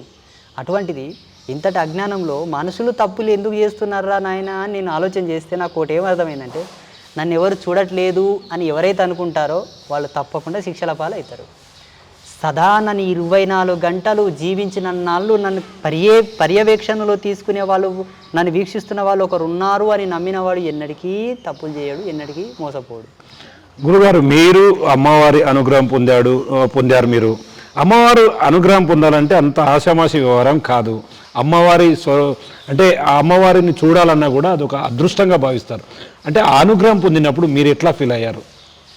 చాలా, అది చెప్పలేనంత ఆనందము, సంతోషం వర్ణనాతీతం. అది చెప్తే కూడా ఒక లిమిట్ అవుతుంది, మళ్ళీ చెప్తే కూడా ఒక లిమిట్ అవుతుంది, అన్లిమిటెడ్. అది దాన్ని ఎలా చెప్పడం చెప్పండి? మొత్తం పైన ఒక సంతోషం, ఒక ఆనందం. ఈ జన్మ నా తల్లిదండ్రులు ఇచ్చినందుకు, ఇక్కడ నేను పుట్టినందుకు చాలా సుకృతంగా భావిస్తాను. అమ్మ కఠినంగా మనకు వశం అవ్వదు. సర్వదేవతల కన్నా తొందరగా వశం అయ్యేది అమ్మనే. అమ్మవారు చాలా తొందరగా ప్రసన్నమవుతుంది. కాకపోతే అమ్మ ఒక చిక్కు మీద పెడుతుంది. ఏంది ఆ చిక్కు? అమ్మతనముతో ఆడని వాడికే తొందరగా అనుగ్రహం ఇస్తుంది. అమ్మతనంతో ఆడుకున్న వాళ్లకు రాదు. హరిహర బ్రహ్మలనైనా పోరనైనా అని చెప్తుంది కానీ దగ్గరికి రాని. ఇదొక్కటే అమ్మ వశం కావాలంటే కారణం. అమ్మతనాన్ని అర్థం చేసుకొని అమ్మతనానికి దగ్గరగుండి అమ్మతనాన్ని గౌరవించినందుకేమో తొందరగా నాకు వశమైంది. అంటే ఎన్ని రోజులు స్వామి దీక్ష? చాలా రోజులు దీక్ష చేసినట్టుగా కూడా తెలిసింది. ఆ దీక్ష ఎన్ని రోజులు పట్టింది? ఆ దీక్షలో ఎట్లాంటి నియమ నిబంధనలు పాటించారు? ఎట్లాంటి ఆహారపు నియమాలను పాటించారు?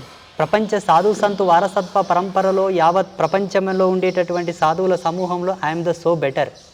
చాలా షార్ట్ పీరియడ్లో నాకు అమ్మ అనుగ్రహం దొరికింది. అంటే 2008, 9, 10 10లో మా గురువుతో పోతే 11లోనే నాకు మంత్రదీక్ష పొందింది. 11 చివరాకర్ల వరకు అమ్మ నాకు అనుగ్రహం వచ్చేసి స్థాపన అయిపోయింది. Short period. అంటే ఇది ఈ జన్మలో గొప్పతనం కాదండి. ఉత్తర జన్మలో నాకు ఫైనల్ స్టేజ్ ఉండే, అంతకన్నా ముందు జన్మలో. ఆ జన్మలో కూడా ఏదో చిన్న మిస్టేక్ వలన ఇక్కడ నాకు రిజర్వేషన్ వచ్చింది. ఆ చిన్న మిస్టేక్ అప్పుడే చేయకుంటే అది అక్కడి నుంచే నాకు వైదొలిగేది. జగన్మాతతో అనుకుంటే అక్కడ మణిద్వీపంలో ఉంటుంటే నేను. అంటే ఈరోజు మరి దీక్ష తర్వాత, అనుగ్రహం తర్వాత అంబాత్రాయ క్షేత్రాన్ని కూడా నెలకొల్పారు. ఇక్కడ నిత్యం పూజలు కూడా నిర్వహిస్తుంటారు. ఇక్కడికి భక్తులు వస్తున్నారు. ఎట్లా సాగుతుంది జీవితం ఇప్పుడు? ఎట్లా అనిపిస్తుంది? ఒక వ్యాపారి తన నిమిత్తార్థంపై తన అభిరుచిని అనుసరించి ఒక చక్కటి పూల తోట వేసుకున్నాడు. తన కొరకు తనకు ఒక ఆలోచన ఉంది. ఏమని? ఒక పూల తోటలో నేను విహరించాలని ఒక గోల్ ఉండేది ఆయనకు. ఆ పూల తోటలో వికసించిన పువ్వుల యొక్క అందాలు చూడడానికి ఎక్కడెక్కడలో నుంచో గుంపులు వచ్చారు. అవునండి.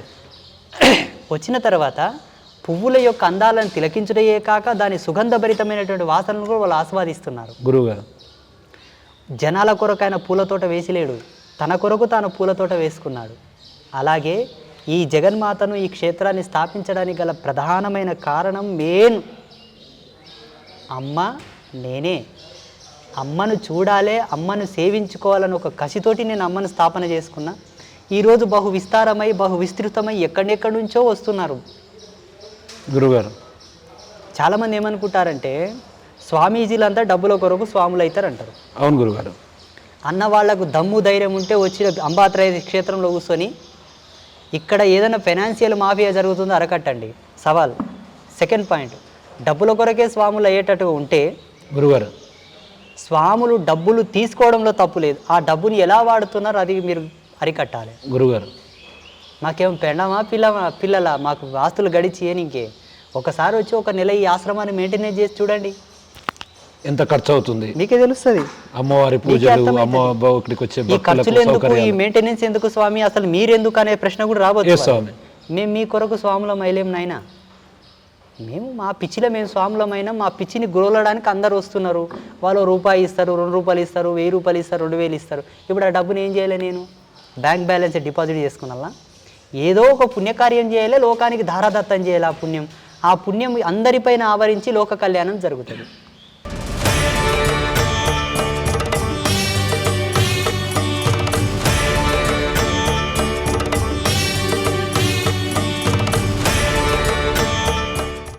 స్వామి, గురుగారు ఒకవైపు సాధువులు, మరోవైపు అఘోరాల గురించి కూడా మీరు చాలా మంచిగా మాట్లాడారు. నేను చాలా చూసిన. వాస్తవంగా అఘోరాలకు నిజంగా అంతటి శక్తులు ఉంటాయా? అఘోర కావాలంటే ఈ అన్ని సంవత్సరాలు పూర్తి స్థాయిలో నిబద్ధతో ఉంటేనే సాధ్యమవుతుందా? అఘోరాల గురించి మీకు తెలిసిన విషయాలేంటి? మనకు శృతం, శ్రౌతం, ధాత్రం అని 3 రకాలు ఉన్నాయి. శృతం, శ్రౌతం, ధాత్రం అని. శృతం, శ్రౌత్రం, ధాత్రం అంటే అర్థం ఏంటో తెలిసిన గురుగారు? మోటుగా చెప్తాను వినండి. ఒకటి, అతను సెల్ఫ్గా తనకు తానుగా ఏదియూ సంపాదించుకొని తినేటటువంటి సాహసం చేయడు గురుగారు. రెండవది, అతడు సెల్ఫ్గా ఎవరిని పలకరించడు, ఎవరితో మాట్లాడాడు గురుగారు. మూడవది, తనకు తానుగా సెల్ఫ్గా ఏ విధమైనటువంటి సాహసానికి పాల్పడడు. ఆయనని అఘోర. అఘోరాలు 100 సంవత్సరాలు బతుకుతారు అన్నటువంటి ఈ విషయాన్ని మనం చూస్తాం. వాళ్ళు హిమాలయ పర్వతాల్లో అతి చల్లని ప్రదేశాల్లో కూడా తేలిగ్గా ఉంటారంటే మనం కొంచెం చలి పెడితేనే మనం తట్టుకోలేము. నిజంగా అది వాళ్ళకి సాధ్యమేనా? ప్రకృతి వాళ్ళకు వశం అయినట్టేనా? హిమాలయస్లో ఉండేది యోగులు, అఘోరాలు ఉండరు. హిమాలయ అంచుల్లో అఘోరాలు ఉంటారు. అసలైన హిమాలయస్లో అఘోరాలు ప్రవేశించలేరు. ఒకవేళ ప్రవేశించినా ఎక్కువ కాలం ఉండలేరు. ఎందుకంటే ఈ మధ్యలో ఉండేటటువంటి అఘోరాల యొక్క శారీరక నిర్మాణ స్థితిగతి, వాళ్ళ యొక్క దైనందిన జీవితం, వాళ్ళ ఆహార అలవాట్లు అక్కడ ఉండనివ్వవు గురుగారు. అక్కడ ఉండనివ్వవు. మీరన్న అఘోరాలు ఒకప్పుడు ఉండేవాళ్ళు, ఇప్పటికీ ఉన్నారు. వాళ్ళు జనజీవన స్రవంతిలోకి రారు, ఈ బాహ్య ప్రపంచంలో ఉండరు. వాళ్ళకి మొత్తం శివుడే ఓవరాల్గా చాలా చూస్తుంటారు. అంటే కుంభమేళాలు నిర్వహించినప్పుడు నేను చెప్పాను కదా, శ్రుతం శ్రౌతం ధాత్రం అని 3 లక్షణాలు చెప్పాను కదా. ఈ 3 లక్షణాలు ఎవరిలో ఉన్నాయో వాళ్ళు ఇక్కడ ఉండరు మానవాళి మధ్యలో. ఎందుకంటే వాళ్ళకి నచ్చదండి. పిచ్చి కుక్క ఎప్పుడే కానీ మంచి కుక్కలు నడుము ఉండదు. ఎస్, ఇది కరెక్ట్ గురువు. ఆ దూరం పోవడానికి ఇష్టపడుతుంటుంది కదా. అతీతమైన అవ్యాజమైన వైరాగ్యంలో ఉన్న వాళ్ళే అఘోరాలు. మానవ వాసనలతో, మానవ కోరికలతో, మానవులతో చేష్టలు చేయడానికి ఉండే వాళ్ళు అఘోరాలు గారు. పేరు పెట్టుకుంటారు, ఎందుకంటే మీరు అఘోర అంటే ఒక రకం చూస్తారు కదా. ఎస్ ఎస్, సొసైటీలో అదొక అఘోర అంటే వావ్, అఘోర అంటే అఘోర అఘోర అఘోర. ఆడ ఏం నరికేది లేదు, పొడిచేది లేదు. అవునయ్యా, ఇప్పుడు నేనున్నా అంబాత్రయ క్షేత్ర నిర్మాణం చేసినటువంటి ఒక ఆదిత్య పరాశ్రీ స్వామి గురుగారు కేవలం 7 రోజుల్లో పిట్టలు రాలిపోయినట్ల మానవులు రాలిపోతున్నారు, లోకానికి విపత్తు వచ్చిందని నా తపస్సును అమ్మకు అడ్డం పెడితే గోమాత కళ్యాణం చేయి అంతా బాగా అవుతుందని చెప్పింది. కరోనా టైంలో పుణ్య సంకల్పం చేసి ఆచార్యులతో మాట్లాడి గోమాత కళ్యాణం చేసి లోక కళ్యాణానికి ధారపోస్తున్నాను. వాళ్ళు ఏం చేస్తున్నారయ్యా? రీసెర్చ్ చేయి నువ్వు. ఇప్పుడు సోకాళ్ళు హైదరాబాద్ నగరంలో అఘోరాలు ఉన్నారు కదా, ఏం చేస్తున్నారు? వాళ్ళ వల్ల లోకోద్ధరణ ఏం జరిగింది అడుగు. చెయ్యాలే. ఒక గురువు అన్నాక లోక కళ్యాణ కారకమైనటువంటి ప్రసిద్ధాత్మకమైనటువంటి కైంకర్యములు చేయాలి. ఏం చేస్తున్నారు? అంబాత్రయ క్షేత్రం అనేది ప్రపంచంలోనూ ఒక 8వ వింత, 8th వండర్. మీలాంటి మేధావులు కొంత చదువుకునే వాళ్ళు ఏమంటారంటే స్వామీజీలు అంటే ఉత్త దొంగలు, ట్రాష్, బురిడి బాబాలు అంటారు. మొన్న విశాఖపట్నం ఆంధ్ర యూనివర్సిటీ వాళ్ళు నాకు స్పిరిచువల్ సైంటిస్ట్ అవార్డు ఇచ్చారు. ఆధ్యాత్మిక శాస్త్రవేత్త. ఎందుకు ఇచ్చారో తెలుసా? గురుగారు నా యూట్యూబ్ అంతా వడగట్టారంట వాళ్ళు. టోటల్గా చూడడం, మన యూట్యూబ్ మొత్తం చూశారు, సుమన్ టీవీలో ఇంటర్వ్యూ చూశారు. అవునండి. మేము చెబుతున్న ఆ అంశాలను, నేను చెప్తున్నటువంటి ఏవైతే విషయాలు ఉన్నాయో 7 మంది ప్రొఫెసర్లు వాటిని బాగా విశ్లేషణ చేశారు. అందరూ డాక్టరేట్ పొందిన వాళ్ళే, వాళ్ళు కూడా పెద్ద పెద్ద అవార్డు గ్రహీతలే. వాళ్ళందరూ సమగ్రంగా నిర్ణయం చేసి ఎస్ ఈయన చెప్తున్న దాంట్లో వాస్తవికత ఉన్నది, ఆధ్యాత్మికతకు విజ్ఞానానికి అనుసంధానమైనటువంటి కనెక్షన్స్ ఉన్నాయని వాళ్ళు గ్రహించి విశ్లేషణ చేసి నాకు ఫోన్ చేశారు. అయ్యా మేము ఇట్లా యూనివర్సిటీ మాట్లాడుతున్నాం, మీకు ఒక అవార్డు ఇవ్వాలనుకుంటున్నాము అని. ఏం అవార్డు? స్పిరిచువల్ సైంటిస్ట్ అవార్డు అన్నారు. నేను షాక్ అయినా. అయ్యో మాలో కూడా శాస్త్రవేత్తలు ఉన్నారా? మేము కూడా సైంటిస్టులమా? మమ్మల్ని కూడా సైంటిస్టులో గుర్తించే ప్రపంచం ఉందా ఇక్కడ? దేవుడు ఇప్పుడు పుణ్యంగానే వచ్చాడు నాయన అనుకున్నాను. నేను అన్నాను, సార్ మేమేం ఆవిష్కరణ చేశామండి మమ్మల్ని శాస్త్రవేత్తలు అంటారండి? ఒక వ్యాక్సిన్ కనిపెట్టామా, ఒక ఫార్ములా కనిపెట్టామా, ఏం చేశాము అండి అని. ఆయన ఏమన్నాడు పెద్ద మనిషి, గురూజీ మీ ప్రతి వీడియో మేము చూసామండి, 7 మంది ప్రొఫెసర్ల సమక్షంలో నిర్ణయం చేశామండి మీకు అవార్డు ఇవ్వాలని, దయచేసి మీరు రావాలి అన్నారు. వెళ్ళాము, మొన్న ఇచ్చారు. నేనేమనుకున్నానో తెలుసా గురుగారు? ఈ హిందూ ధర్మానికి ఇది ఒక పెద్ద పట్టాభిషేకం అనుకున్నాను. మాలో కూడా శాస్త్రవేత్తలను గుర్తించారండి. డాక్టరేట్ టైప్గా ఇప్పుడు నెక్స్ట్ మంత్ డాక్టరేట్ కూడా ఇస్తారంట. ఓకే, ప్రమోట్ చేశారు ఆల్రెడీ.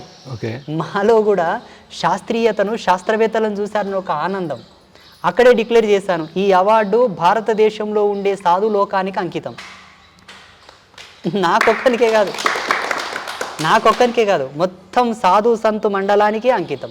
అంటే ప్రతి ఒక్క గురువు బాబాలు ఇట్లా వచ్చినప్పుడు ఒక్కో రకమైనటువంటి రూమర్స్ కూడా క్రియేట్ అవుతూ ఉంటాయి. మీరు చాలా సందర్భాల్లో వారాహికి సంబంధించినటువంటి అంశాలను మాట్లాడడం, ప్రభాస్, సినీ స్టార్ ప్రభాస్ గారి గురించి కూడా మాట్లాడారు. నిజంగా దాంట్లో అంటే ఎందుకు వాళ్ళ గురించి ప్రస్తావించారు, వాళ్ళ గురించి చెప్పాలన్న ఆలోచన మీలో ఎందుకు కలిగింది? ఋషి ధర్మం ఏంటంటే వాళ్ళు చెప్పిందే జరుగుతుంది, జరిగేదే వాళ్ళు చెప్తారు. పోనీ జరగాల్సి లేకున్నా కూడా వీళ్ళ మాట కన్నా కాలం కట్టుబడి ఆ పని చేస్తుంది. కానీ ఆ వాక్కు పవర్ అలా ఉంటుంది, టాకింగ్ పవర్. ఎందుకంటే గబ్బు గదురు దినం, పనికిరాని మాట్లాడడం, ఈ వాక్కు భగవంతుని కీర్తించినది కాబట్టి భగవంతునికై కీర్తించబడే ఈ వాక్కుని ఎలా వాడుకోవాలో మనకు ధర్మంలో చెప్పి ఉన్నారు. గురుగారు ధర్మంలో మనకు చెప్పి ఉన్నారు. అదే క్రమబద్ధీకరణ పద్ధతి లోపల మా వాక్కును వాడతాం కాబట్టి గురుగారు మాకు ఆ పవర్స్ ఉంటాయేమో. ఆశీర్వదించే హక్కు, అనుగ్రహించే హక్కు, అన్ని హక్కులు మాకు ఉంటాయేమో అని నేను అనుకుంటాను. ఆ కాలక్రమంలో వాళ్ళు కొంతమంది అడుగుతారు మమ్మల్ని. ఆ కాలక్రమేణా ఆ సందర్భానుసారంగా కొందరు అడుగుతారు మమ్మల్ని. ఏమని? ప్రభాస్ గారు అంటే ఇట్లా, ఇదంటే అట్లా, అదంటే ఇట్లా. సరే అవుతారప్ప, మంచిగా అవుతారని చెప్తాం, అది అయిపోతుంది. అంటే మొత్తంగా ఒక్క విషయాన్ని మాత్రం మనం స్పష్టంగా గమనించవచ్చు. ఇప్పుడున్న ప్రస్తుత సొసైటీలో ఎంతోమంది బాబాలు వస్తున్నారు, ఎంతోమంది ఎన్నో రకాలైనటువంటి ఇబ్బందులు కూడా ఎదుర్కొంటారు. మనం సోషల్ మీడియాలో చాలా చూసాము. మీరు అన్నట్టుగా బాబాలు వస్తున్నారంటే ఆయన ఏదో దురుద్దేశంతో వస్తున్నాడు అనే యాంగిల్లో కూడా వస్తున్నాడు. అంటే ఈ స్థాయికి రావడానికి మీకు అట్లాంటి సమస్యలు ఎక్కడైనా అధిగమించాయా? చాలా ఉన్నాయి. ఇప్పటికి మా బిజ్జారంలోనే దొంగసామి అంటారు. మా బిజ్జారంలో ఎవరైనా దొంగసామి అంటారు. అది వాళ్ళ విఘ్నత. అంటే వాళ్ళకి ఏం అర్థమైపోయిందంటే, ఈ పిల్లగాడు మా కళ్ళు ఎదురుగానే ఉట్టి చిన్న ఉండే, ఇప్పుడే ఇంత పెద్ద గుడి కట్టే పెద్ద పెద్ద కార్లలో తిరుగుతాడు, చాలామంది గొప్ప గొప్ప వాళ్ళు వస్తారు, ఎమ్మెల్యేలు మినిస్టర్లు వస్తారు, ఎన్నో వైభవోపేతమైనటువంటి బ్రహ్మోత్సవాలు చేస్తాడు, ఉత్సవాలు చేస్తాడు. ఇన్ని ఉత్సవాలు చేయనీకి అంతమందికి అన్నం పెట్టనీకి డబ్బు లేదే జరుగుతుందా?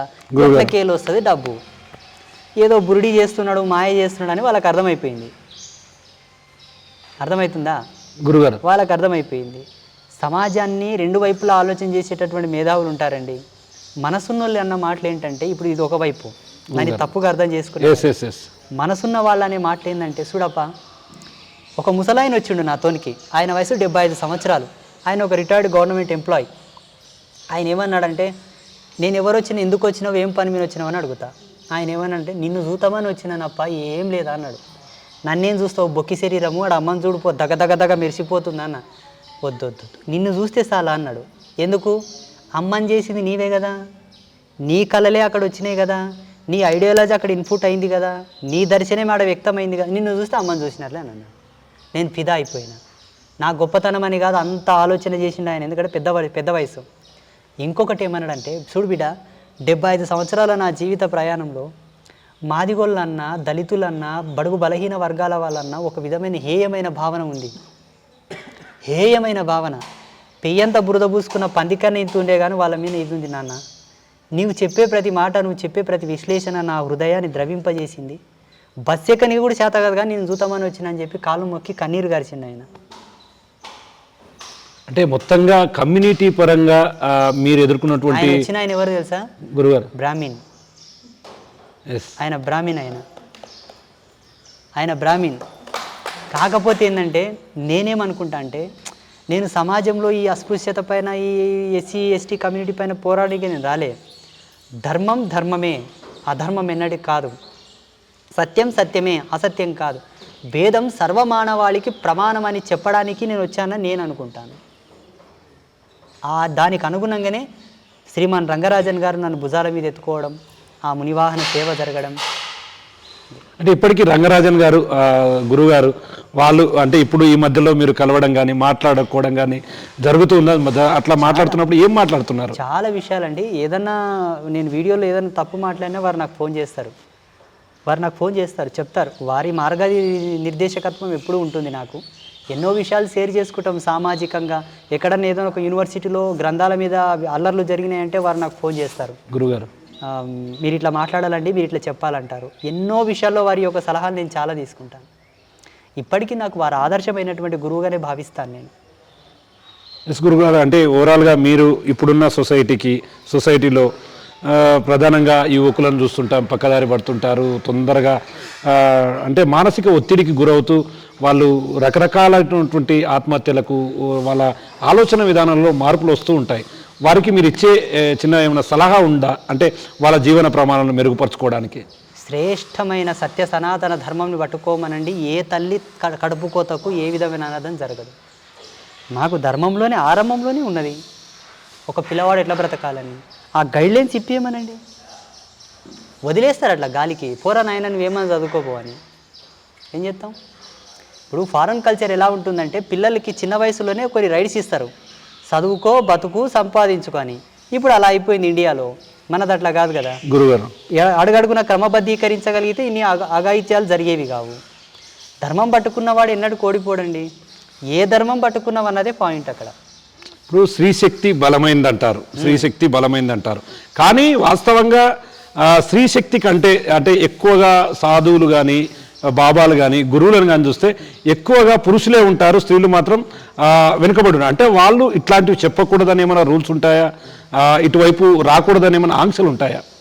వాళ్ళకి అవగాహన లేకపోవడం. రెండవది ఏంటంటే, వాళ్ళకు కొన్ని భయాలు నెలకొల్పారు, వాళ్ళ మీద, స్త్రీల మీద కొన్ని ఆంక్షలు పెట్టి కొన్ని భయాలు నెలకొల్పారు. కాబట్టి వాళ్ళని వాళ్ళు తక్కువ చేసుకోవడం వల్లనే బయటికి రాలేకపోతున్నారు. కానీ ఒక ప్రమాణమైనటువంటి విషయం చెప్తాను మీ స్టూడియో మాధ్యమంగా. గురుగారు, ఈ ప్రపంచంలో ఏ సాధకుడికైనా, ఏ సిద్ధుడికైనా, ఏ తాపసికైనా, ఏ సన్యాసికైనా పరిపూర్ణమైనటువంటి దివ్యధర్మ పట్టాభిషేకం జరగాలంటే స్త్రీ యొక్క బిందు కళలతోనే అవుతాయి. అది శివుడైన ఇవ్వగలడు, విష్ణువైన ఇవ్వగలడు. వీళ్ళకు తెలుసు, భగవంతునికి తెలుసు. స్త్రీ యొక్క అనుగ్రహం లేకుండా, స్త్రీ యొక్క కృప లేకుండా ఈ జగతిలో ఏ శక్తి ఏ కార్యం చేయలేదు. ఒక స్త్రీ గనక తపస్సు చేస్తే జల్దీ ఫలిస్తుంది. ఒక స్త్రీ గనక పూజలు చేసినా, వ్రతాలు చేసినా జల్దీ ఫలిస్తాయి. పురుషుడికి అంత తొందరగా ఫలించవు. కానీ రివర్స్ చెప్తారు శాస్త్రంలో, పురుషుడికి జల్దీ అయితే ఆడవాళ్ళకి జల్దీ కావంటారు, కానీ ఇది అసత్యం. స్త్రీ చేసేటటువంటి యోగ తపస్సుకు జల్దీ రిజర్వేషన్ వస్తుంది భగవంతుడి నుంచి. అట్లా ఎంతోమంది అవధూతలు, యోగినులు, ఎంతోమంది మాతాజీలు ఉద్భవించారు సమాజంలో. చాలా గొప్పగా రాణించారు వాళ్ళు. గురుగారు, ప్రస్తుతం వస్తున్నటువంటి ప్రస్తుతం అంటే ఈ బాబాల మీద, గురువుల మీద, వీళ్ళ మీద కొంత కామెంట్స్ అనేటివి కూడా మీరు అన్నట్లు సేమ్ ఇదే లింక్ కూడా మళ్ళీ టెలికాస్ట్ అవుతుంది. దాని కింద కూడా చాలామంది చాలా రకాలైనటువంటి పోస్టులు ఇస్తారు. అటువంటి పోస్టులో మిమ్మల్ని ఎక్కడైనా బాధింపపెట్టే పోస్టులు మీకు అనిపించాయా? రోజు వస్తాయి. ఇప్పుడు నిన్న ఒక వీడియో చేస్తారు ఒకరు, అనంత్ మీడియా వాళ్ళు, ఇంకోటి వాస్తు సంధ్య ఛానల్ వాళ్ళు. దాని కింద ఒక కామెంట్ వచ్చిందట, మా డ్రైవర్ చూపించారు. ఆయన పేరు లింగస్వామి ఏదో ఉందంట, వినండి. ఆయన ఏమన్నాడంటే ఒక కామెంట్ పెట్టాడంట, ఈయన ఒక బురుడి బాబా, దొంగ బాబా ఒకటి గురుగారు, అతనే మళ్ళీ కింద ఒకటి, ఈయన ఒక రసికుడు, ఈయన ఒక ఏమంటారు దాన్ని, గే ఈయన ఒక గే అని కామెంట్ పెట్టిండు గురుగారు. ప్రపంచంలో పరమాత్మ ఆడనా మగనా నపుంసకుడా చెప్పమని సిద్ధాంతులని. భగవత్ తత్వం స్త్రీయా పురుషమా నపుంసక చెప్పమని. భగవంతునికే లింగభేదం లేదయ్యా. వ్యావహారికంగా ఉపాధి యోగంతో కాడది మొగోడు కలిస్తే ఒక జీవం పుడుతుంది కాబట్టి ఇవన్నీ ఆట బొమ్మలు. ఆత్మకేం లింగభేదం కడతావు? నా అలంకరణని, నా వేషధారణని చూసి ఒకవేళ నాకు ఆ బిరుదుని ఇవ్వచ్చేమో.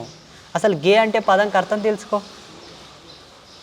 ఈ సృష్టిలో సంసార సారథ్యాన్ని పెంచుకొనుటకు, లోక కళ్యాణం కొరకు జీవాన్ని పుట్టించడానికి ఆడ మగ కావాలి.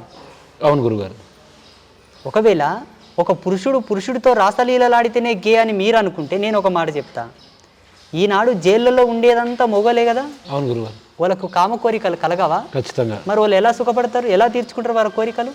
అక్కడ ఆడవాళ్ళు ఉంటారు జైళ్ళల్లో, లేదంటే వాళ్ళకి ఏమైనా సెక్సువల్ ఫీలింగ్స్ వస్తే సమాజంలోకి పంపి మళ్ళీ తీర్చుకొని రమ్మంటారా? ఏముండదు, ఆప్షన్ లేదు. అది లైంగిక ప్రతిచర్య మీద, లైంగిక చర్యల మీద మనకు కామసూత్రాల్లో ప్రామాణికమైనటువంటి విలువలు ఉన్నాయి. సుఖం ఆమోదయోగ్యమైంది. వాని ఇష్టం వచ్చినట్లు వాని ఇష్టం వచ్చినట్టుగా వాడు ధర్మాన్ని కట్టుబడి వాడు సుఖపడవచ్చు. పిల్లలు కనాలంటే ఆడిది మొగంతో కొనుక్కోవాలి, మొగోడు ఆడిదానితోనికి రావాలి. మీకు ఎవరు చెప్పిండ్రు ఒక జీవితాన్ని రైడ్ చేసే హక్కు ఎవరు ఇచ్చిండ్రు మీకు? ఒకని గేగా డిక్లేర్ చేసే హక్కు ఎవరు ఇచ్చారు మీకు? గురుగారు చెప్పండి. అవునండి, మహాభారతంలో కూడా అర్జునుడు ఆడపిల్లలకు వేషం వేసుకొని గడిపిండు. ఆయన పొద్దు తక్కయింది, ఆయనకు శాపం ఉంది, అజ్ఞాతంలో బ్రతకాలే, సంవత్సరం కాలం ఆడపిల్లలాగా బతికిండు. అంత మాత్రం ఆడంగితనం వచ్చినట్ట కాదు. మా పొద్దు తక్కై మా ఈ వేషం వేసుకుందాం అనుకుందాం, అంత మాత్రం మీరేట డిక్లేర్ చేస్తారు? అట్లాంటి వాళ్ళకి మీరేం చెప్తారు గురుగారు? ఒళ్ళు బలిసి కొవ్వు ఎక్కువై మా వాక్యే సత్యమైతే సర్వనాశనం అయిపోతారు. మా వాక్కు సత్యమైతే నిజంగా జగన్మాత మా యందుంటే అలా కామెంట్ పెట్టిన ప్రతి ఒక్కడు మీ వంశంలో కూడా అందరు గేలై పుడతారు. అందరూ చూస్తున్నాం స్వామి. ఈ విషయం నన్ను బాధించి నేను చెప్పట్లా గురుగారు. అవును, నాకు అర్థమవుతుంది. నా మనసు బాధించి నేను చెప్పట్లా. నేను ఈ విషయం ఎందుకు అంటున్నానంటే, మా ఆశ్రమ ధర్మాన్ని కట్టుబడి నేను వస్త్రధారణ చేస్తాను. జగన్మాత యొక్క కళానుగుణ శక్తిని నాలో ప్రవేశింపజేసుకున్నాను కాబట్టి నా ఆహార్యం అలా ఉండవచ్చును. అవును గురుగారు. అది నా కర్మ అనుకో, నా విఘ్నత అనుకో, ఆ భగవతి నా యందు ఉండే ప్రసన్నత అనుకో, శాపం అనుకో, అది నాకు సంబంధించింది, వ్యక్తిగత. నీకేం నొప్పి? అవును గురుగారు. నీకేం నొప్పి? నీకు బాధ ఏంటి? నా వల్ల నువ్వేమైనా బాధితుడు అయితే వచ్చి మాట్లాడు. అది శారీరకంగా, మానసికంగా. అంతే. ఇప్పుడు నువ్వు కామెంట్ పెడతావయ్యా, కామెంట్ పెట్టిన తర్వాత ఒక సద్భక్తుడు ఆ కామెంట్ చూస్తాడు. ఆయనకు డౌట్ ఏమొస్తుందంటే, నిజంగా మా స్వామీజీ అటువంటి వాడేనా, అట్లా ఏమైనా చేసిండా? వాని భక్తి కూడా ముందలుకోదు, కంపగాల. వాడు భక్తి చేయనికి కూడా వెనకడుగు ఎడతాడు. పోనీ వీళ్ళకన్నంత అవగాహన ఉందంటవా? అది లేదు. అప్పుడు ఏం చేయాలి? ఆయన బాయిలబడ్డ కప్పలాగా కావాలి. నువ్వు అంత సెల్ఫ్గా డిక్లేర్ చేసేవి. అసలు గే అనే పదానికి ఆయనకు అర్థం తెలుసా? గే అంటే ఎవరు చెప్పమని చూస్తా? అంగ పరిణామం వెల్లుల్లిపాయంత ఉన్న వాళ్ళని గే అనాలి. పురుషాంగం వెల్లుల్లిపాయంత ఎవరికి ఉంటుందో వాళ్ళని గేస్ అనాలి. ఓన్ వచ్చి కొలత చేసుకోమన్నని రమ్మన్ కొంతమంది పురుషులకు అంగం ఉంటుంది కానీ స్తంభించదు, కొంతమంది పురుషులకు అంగం ఉంటుంది కానీ వీర్యం పడదు, మూత్రం పోయినకనే పనికొస్తుంది. కొంతమంది పురుషులకు అంగం స్తంభిస్తుంది, వీర్యం పడుతుంది కానీ సెక్సువల్ ఫీలింగ్స్ లేకుంటాయి, మొగోడే కానీ ఆ ఫీలింగ్స్ లేకుంటాయి. కారణం పూర్వజన్మలో వాళ్ళు చేసిన పాపం, ఆ శాపం. అలా ఆ యొక్క అంగగుళిక సామర్థ్యాన్ని అనుసరించి వాడు గేనా, హిజ్రానా, నపుంసకుడా, కొజ్జానా డిక్లేర్ చేయాలి. అందరిని ఒకే తాటి మీద తీసుకురారు.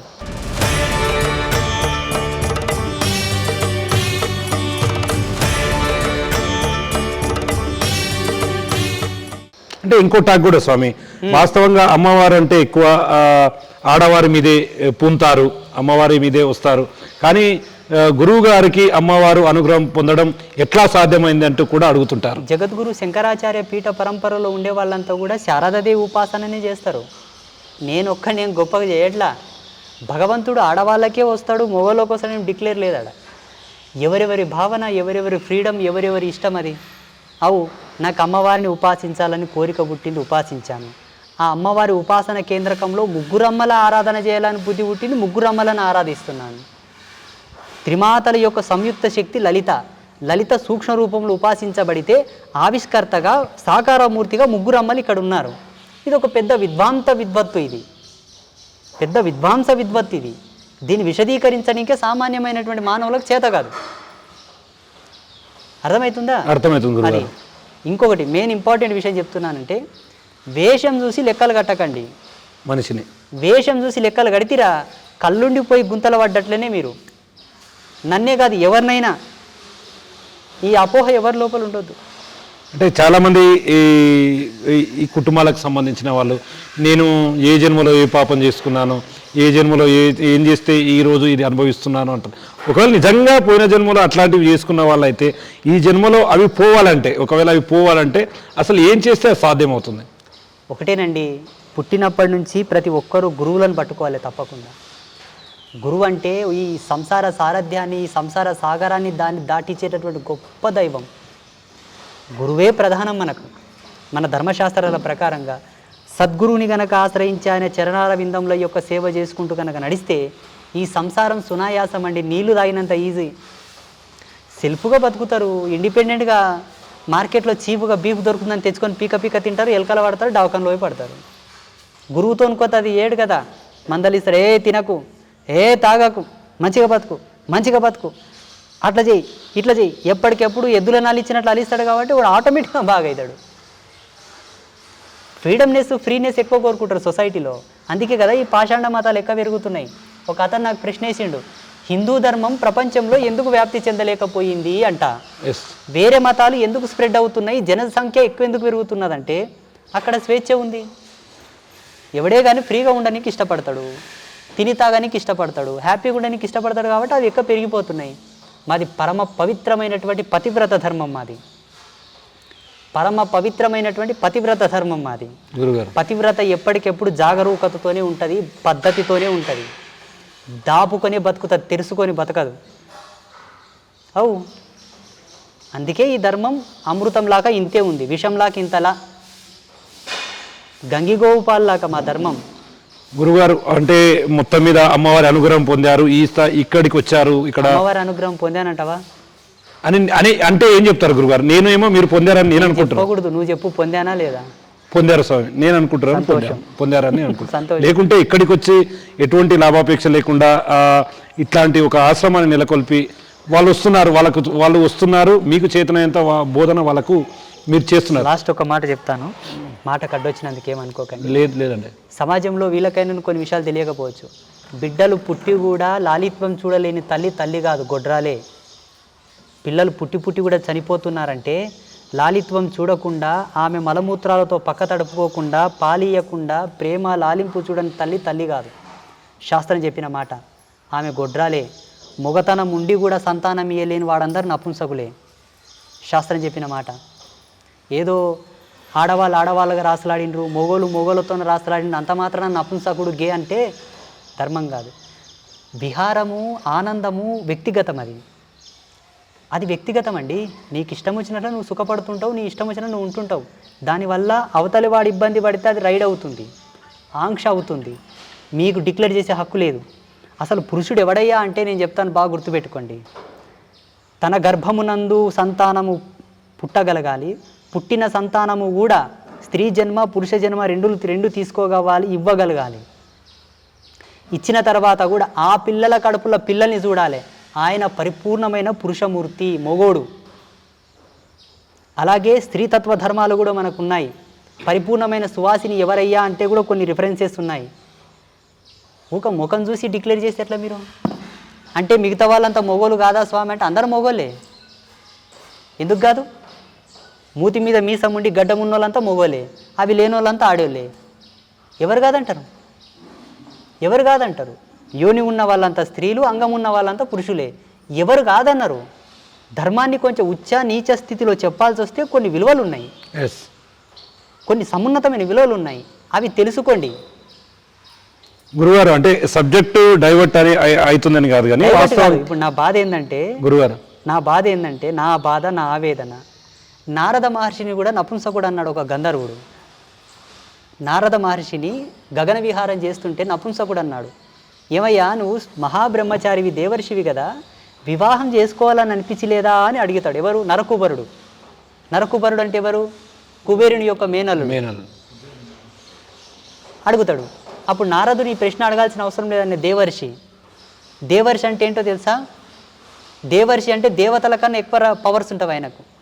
అంత తత్వం పొందిన వానికి తుచ్చమైన కామం మీద వాంఛ ఉంటుందా? అతన్ని ఈ మాట అడిగిండంట. అప్పట్లో ఆ కాలంలో, దేవతల కాలంలోనే.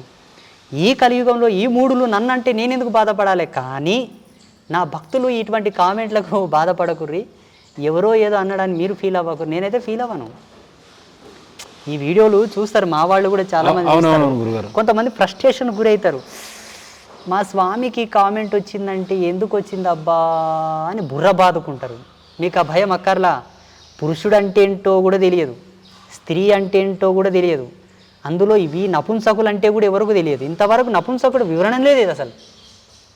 ఇప్పుడు సమాజంలో కొజ్జోళ్ళు ఉంటారు కదా, కొజ్జోళ్ళు నపుంసకులు అనుకుంటారు, కిన్నరులు కొజ్జోళ్ళు అనుకుంటారు. కిన్నరులు వారు కాదు, కిన్నరులు వేరు. అంటే ఏంటి వ్యత్యాసం? ఏంటి కిన్నరులు, నరులు, వానరులు, ఇది కొంత వ్యత్యాసపూరితంగా డిఫరెన్సెస్ ఉన్నాయి ఇందులో. నిజమండి. చెప్పండి గురువారు. కిన్నెరులు అంటే ఏంది, వానరులు అంటే ఏంది, నరులు అంటే? ఎందుకు ఏదో ప్రస్తావన వచ్చింది వాగుతున్నా నేను ప్రస్తావన వచ్చిందని వాగుతున్నా. ఎందుకు కావాలా ఇప్పుడు? అందుకే నేనేమంటా అంటే సమాజంలో ఏమాత్రము జ్ఞానం లేనోడు ఏదో పెడుతుంటాడు. అవును గురుగారు. మనం ఫీల్ అవ్వాల్సిన అవసరం లేదు. మీకు స్వయ అనుభవం ప్రకారంగా అటువంటిది ఏదైనా తారసపడినా జరిగినా దానికి విశ్లేషణాత్మకంగా మీరు చర్చించుకోవాలి తప్పిస్తే వేరే ఏ విధంగా కూడా మీరు అపోహపడకూడదు. గంగాదేవి శంతనుని వివాహం ఆడిన తర్వాత 7 మందికి జన్మనిచ్చి 7 మందిని తీసుకెళ్లి గంగలో కలిపితే లాస్ట్ 7వ వ్యక్తికి వచ్చేసరికి అప్పుడు శంతనుడు ఒక మాట అంటాడు, పిల్లల్ని కన్న తల్లివా, పిల్లల్ని గంగలు కలిపిన గొడ్రాలివా అంటాడు. గురుగారు గంగా శంతనుల సంవాదం ఉంది దేవీ భాగవతంలో. అంటే గురుగారు మీరు ఇన్ని చూస్తుంటాం, అంటే ఎన్నో పురాణమైనటువంటి విషయాల గురించి చర్చిస్తున్నారు. మీ చదువు ఎంతవరకు సాగింది? అంటే ఆ తర్వాత దీని మీద ఎట్లా పట్టు సాధించారు? ఈ పురాణాల మీద, వీటన్నిటి మీద? మాకు ఒక చిప్ ఉంటుందండి. చిప్ అంటే ఒక సిమ్ కార్డు ఉంటుంది మాకు. చిప్పు ఆత్మజ్ఞానాన్ని నేచర్లో కనెక్ట్ చేసినామంటే అన్నీ డౌన్లోడ్ అవుతాయి. ఫస్ట్ ఆత్మజ్ఞానం సంపాదించాలి సాధకుడు. ఆత్మజ్ఞానాన్ని సంపాదించిన వాడు జ్ఞానయోగంతో దాన్ని లయం చేస్తాడు. ఆయనకు చదవాల్సిన అవసరమే లేదు. అవసరం అనుకుంటే అన్నీ వస్తాయి, వద్దు అనుకుంటే అన్నీ పోతాయి. ఆ జ్ఞానంతోనే అంబాత్రయ క్షేత్రాన్ని దర్శించగలిగాను. ఆ అమ్మవార్ల స్థాపన, రుద్రశూలము, ఇవన్నీ కూడా ఇక ముందు కూడా ఈ అంబాత్రయ క్షేత్రంలో ఎన్నో అద్భుతాలు జరగబోతున్నాయి. అంటే భవిష్యత్తులో ఎట్లా ఉండబోతుందని అనుకుంటున్నారు? దిగ్విజయంగా మానవ మేధస్సుకి అందనటువంటి అనిర్వాజ్యమైనటువంటి గొప్ప గొప్ప సంస్కరణలు, కార్యములు ఇక్కడ జరగబోతాయి. గురువారు మధ్యలో అడుగుదాం అనుకున్నాను ఒక క్వశ్చన్, ఇప్పుడు లేట్గా ఐడియాకి వచ్చింది. వాస్తవంగా మీరు ఇక్కడ ఉంటున్నారు, అమ్మవారికి పూజలు కూడా చేస్తున్నారు. చాలామంది ఈ కాలంలో నమ్మకాలు, మూఢనమ్మకాలు అనేది చాలా బలంగా నాటుకుపోయినటువంటి వ్యవస్థ. ఎప్పుడైనా ఎవరైనా మీ దగ్గరికి మాపై చేతబడి జరిగింది, మాపై ప్రేతాత్మలను ప్రయోగించారు, మాకు ఇబ్బందులు కలుగుతున్నాయి అంటూ మీ దగ్గరకు వచ్చిన వారికి మీరు ఎట్లా పరిష్కారం చూపించారు? మాకుండేటటువంటి తపశక్తి మాకు ప్రధానమైంది, మా మంత్రబలమే. ఒక భస్మం పట్టుకున్నాం అనుకోండి, కుంకుమ పాకిటో భస్మం పట్టుకున్నాము, ఆల్రెడీ మా ఆత్మ లోపల రమిస్తూ ఉంటుంది. ఊగా వ్యావహారికంగా మాట్లాడుతుంటాం, మళ్ళీ ఏం చేస్తాం, తప్పదు. 24 గంటలు కండ్లు మూసుకొని జపం చేస్తే వాళ్ళు వచ్చింది ఏం మాట్లాడడానికి వచ్చిండ్రు, వాళ్ళతో పని లేదా? అవును గురుగారు. మా మనస్సులో ఉండేటటువంటి మంత్రాన్ని స్పృశించుకొని దాంట్లో దాన్ని ఇస్తాం. ఆ భస్మంలో ఉండేటటువంటి మహిమతోనే వాళ్ళకి పనులు అయిపోతుంటాయి. అంటే ఈ చేతబడులు ఇవన్నీ తొలుగుతాయి, వైదొలుగుతాయి. నిన్న ఆదివారం అమావాస్య బోల్డ్ అంత మంది దాని గురించే వచ్చిండ్రు. అంటే ఏమడుగుతారు స్వామి ఆదివారం అమావాస్య రోజు ప్రధానంగా ఎందుకు వస్తారు అంటారు? నాకు పనులు అవ్వట్లేదు, ఎవడో ఏదో చేసిండు, మా అన్ననే చేసిండు, మా అక్కనే చేసిండు, మా చెల్లెలు చేసిండు అంటారు. నాకు యాక్సిడెంట్ అయింది, ఎవడేం చేసిండు, మా పాలేవుడు చేసిండు, మా అన్నదమ్ముడు చేసిండు అంటారు. ఇంక ఏదో అనుకుంటేనే పోతారు. వాళ్ళు చెప్పినట్లు మూలుగలే, అనలే అనలే బాగా అవుతుంది పో అనలే. ఏం చేస్తాం? వాస్తవంగా ఏ తప్పు చేయకుండా బాధింపబడే వ్యక్తులు చాలా మంది ఉంటారు. అటువంటి వాళ్ళను మీరు గమనిస్తారా? ఏ తప్పు చేయని వాళ్ళు బాధించారండి. అబద్ధం. ఈ మాట నేను ఒప్పుకోను. అకారణంగా ఈ జగతిలో గడ్డిపోస కూడా రాలదు. నేను ఈ విషయం చాలాసార్లు చెప్పాను, మళ్ళీ చెప్తున్నా. ఎండిన గడ్డి రాలనప్పుడు ఈ జీవకళలు బాధింపబడతాయా? మనలో శివుడు ఉంటాడండి. శివశక్తి కళలతో నిర్మాణం అవుతుంది ఈ దేహం. ఈ దేహం కృషిస్తుంది, నశిస్తుంది, యాతన పడుతుందంటే భగవంతుడి యాతన పడ్డట్లే లెక్క. గురుగారు కారణాలు ఉంటాయండి, కారణాలు లేకుండా ఏం జరగదు. అంటే మొత్తంగా చేతబడులకు మీరు చెప్పే పరిష్కారం వాళ్ళను సముదాయించి పంపడమే అంటారా? పరిష్కారం కూడా చేస్తాం. మొన్న ఒక ఆయనకు చెప్పిన, కొన్ని సామాన్లు ఉంటే తెచ్చుకొని నేను ఇంటికి వచ్చి మంచిగా బందోబస్తు చేసి వస్తా అని చెప్పిన. బందోబస్తు చేసి వచ్చిన ఇంటికి పోయి. క్లియర్ అయిందా స్వామి ఆయన సమస్య? ఎందుకు కాదు స్వామి, ఎందుకు కాదు? అన్నీ అవుతాయి, చేస్తే అన్నీ అవుతాయి, చేయకుంటే ఏవి కావు. మీరు ఇప్పటివరకు ఇక్కడ వచ్చిన టైంలో ఇప్పటివరకు అతిపెద్ద మేజర్ సమస్య ఎవరికైనా వచ్చిందా?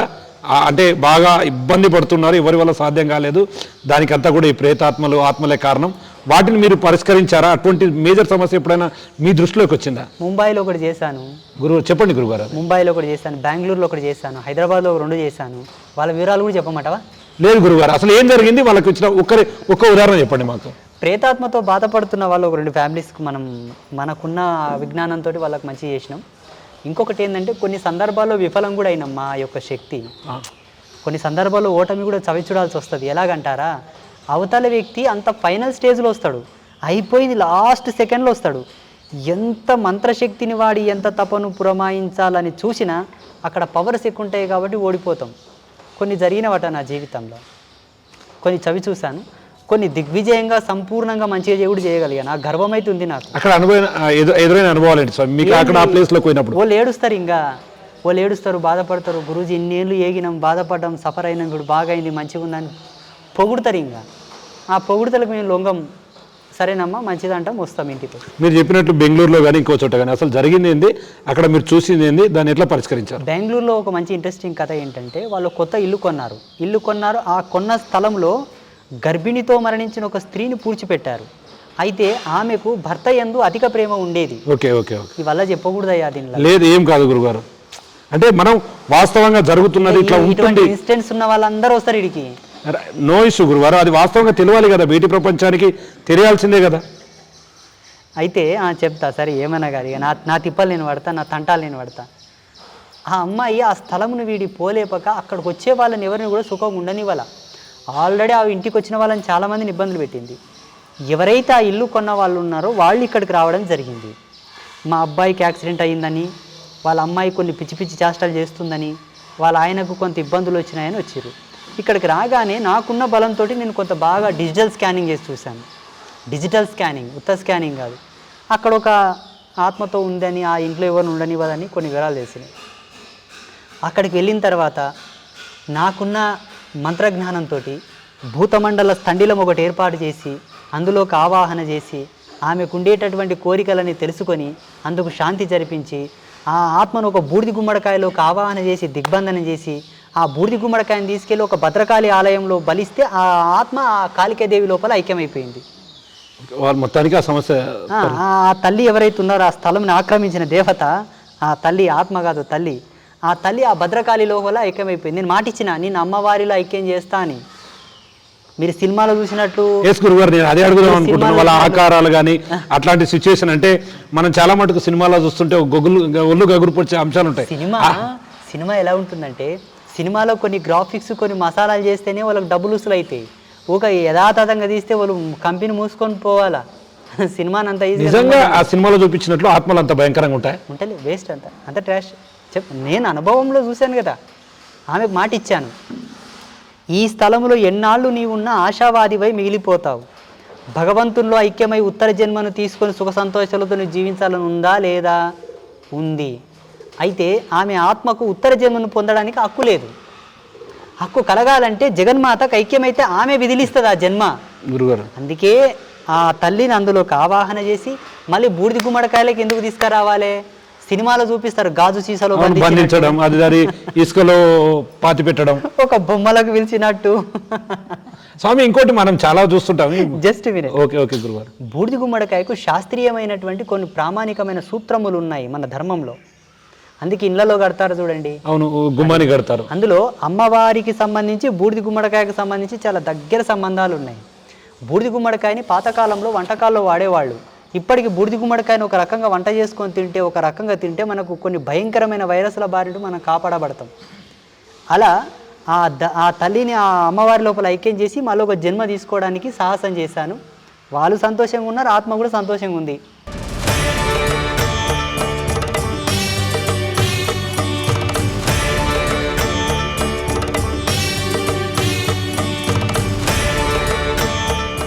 అంటే ఇంకోటి మనం కొంచెం కొన్ని సినిమాల్లో చూసాం, చాలా డిఫరెంట్గా ఉంటుంది.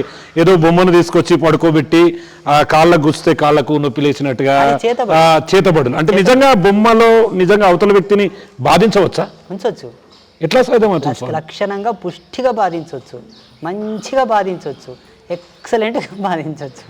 ఎట్లా స్వామి, ఎట్లా అంటే ఎట్లా పాసిబుల్ అవుతుంది అది? ఎలాగంటే ఇక్కడ మనకు ఉండేటటువంటి మెయిన్ రిఫరెన్సెస్ ఏంటంటే అక్కడ ఉండేటటువంటి జీవుడి యొక్క అవశేషాలు ఇందులో కలిస్తే ఆయన యొక్క సంకేతాలు ఇక్కడ యాడ్ అయినట్లు లెక్క.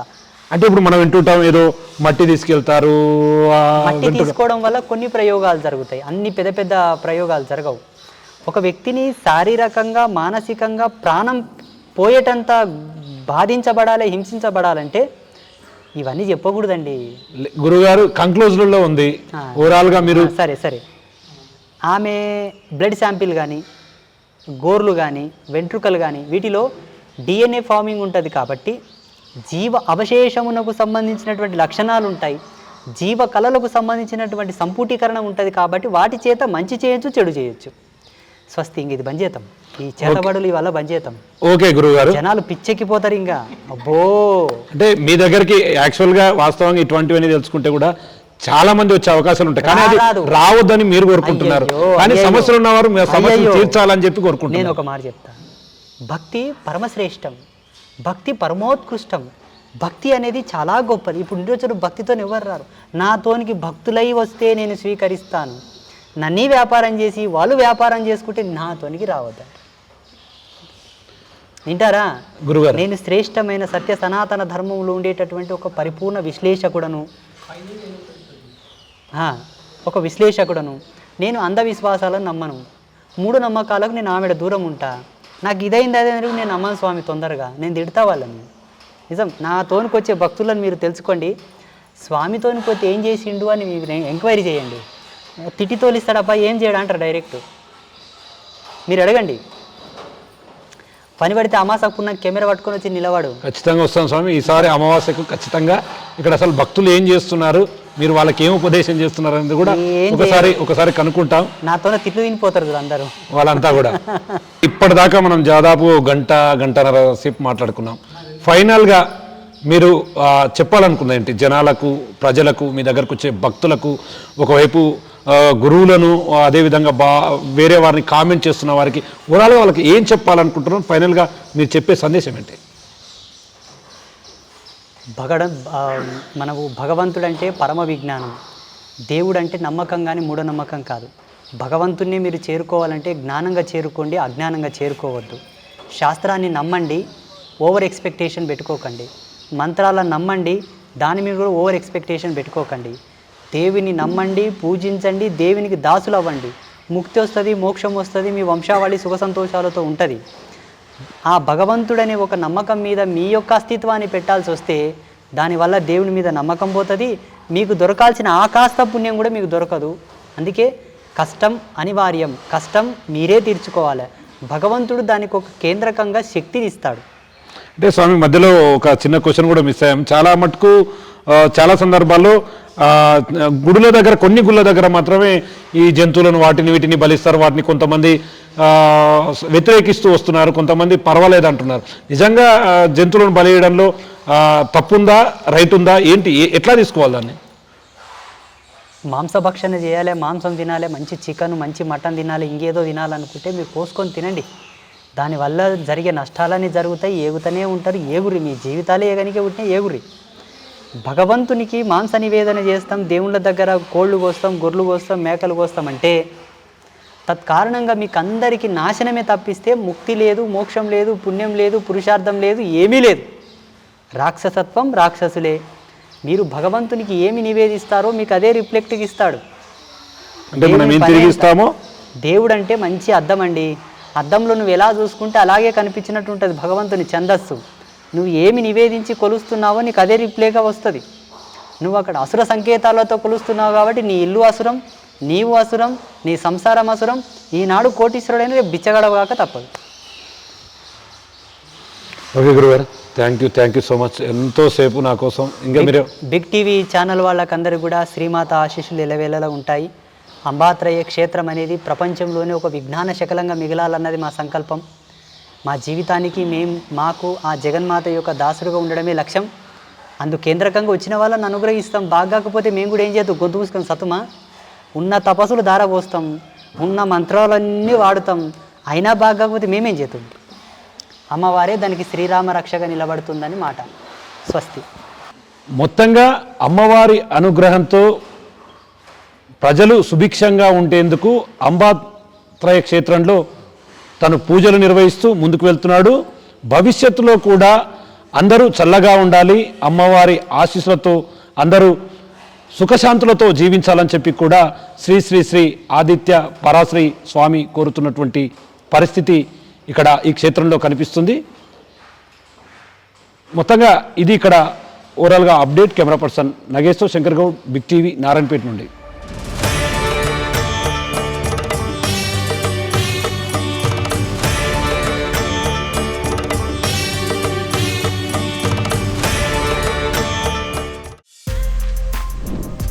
For more videos like this, subscribe Big TV channel.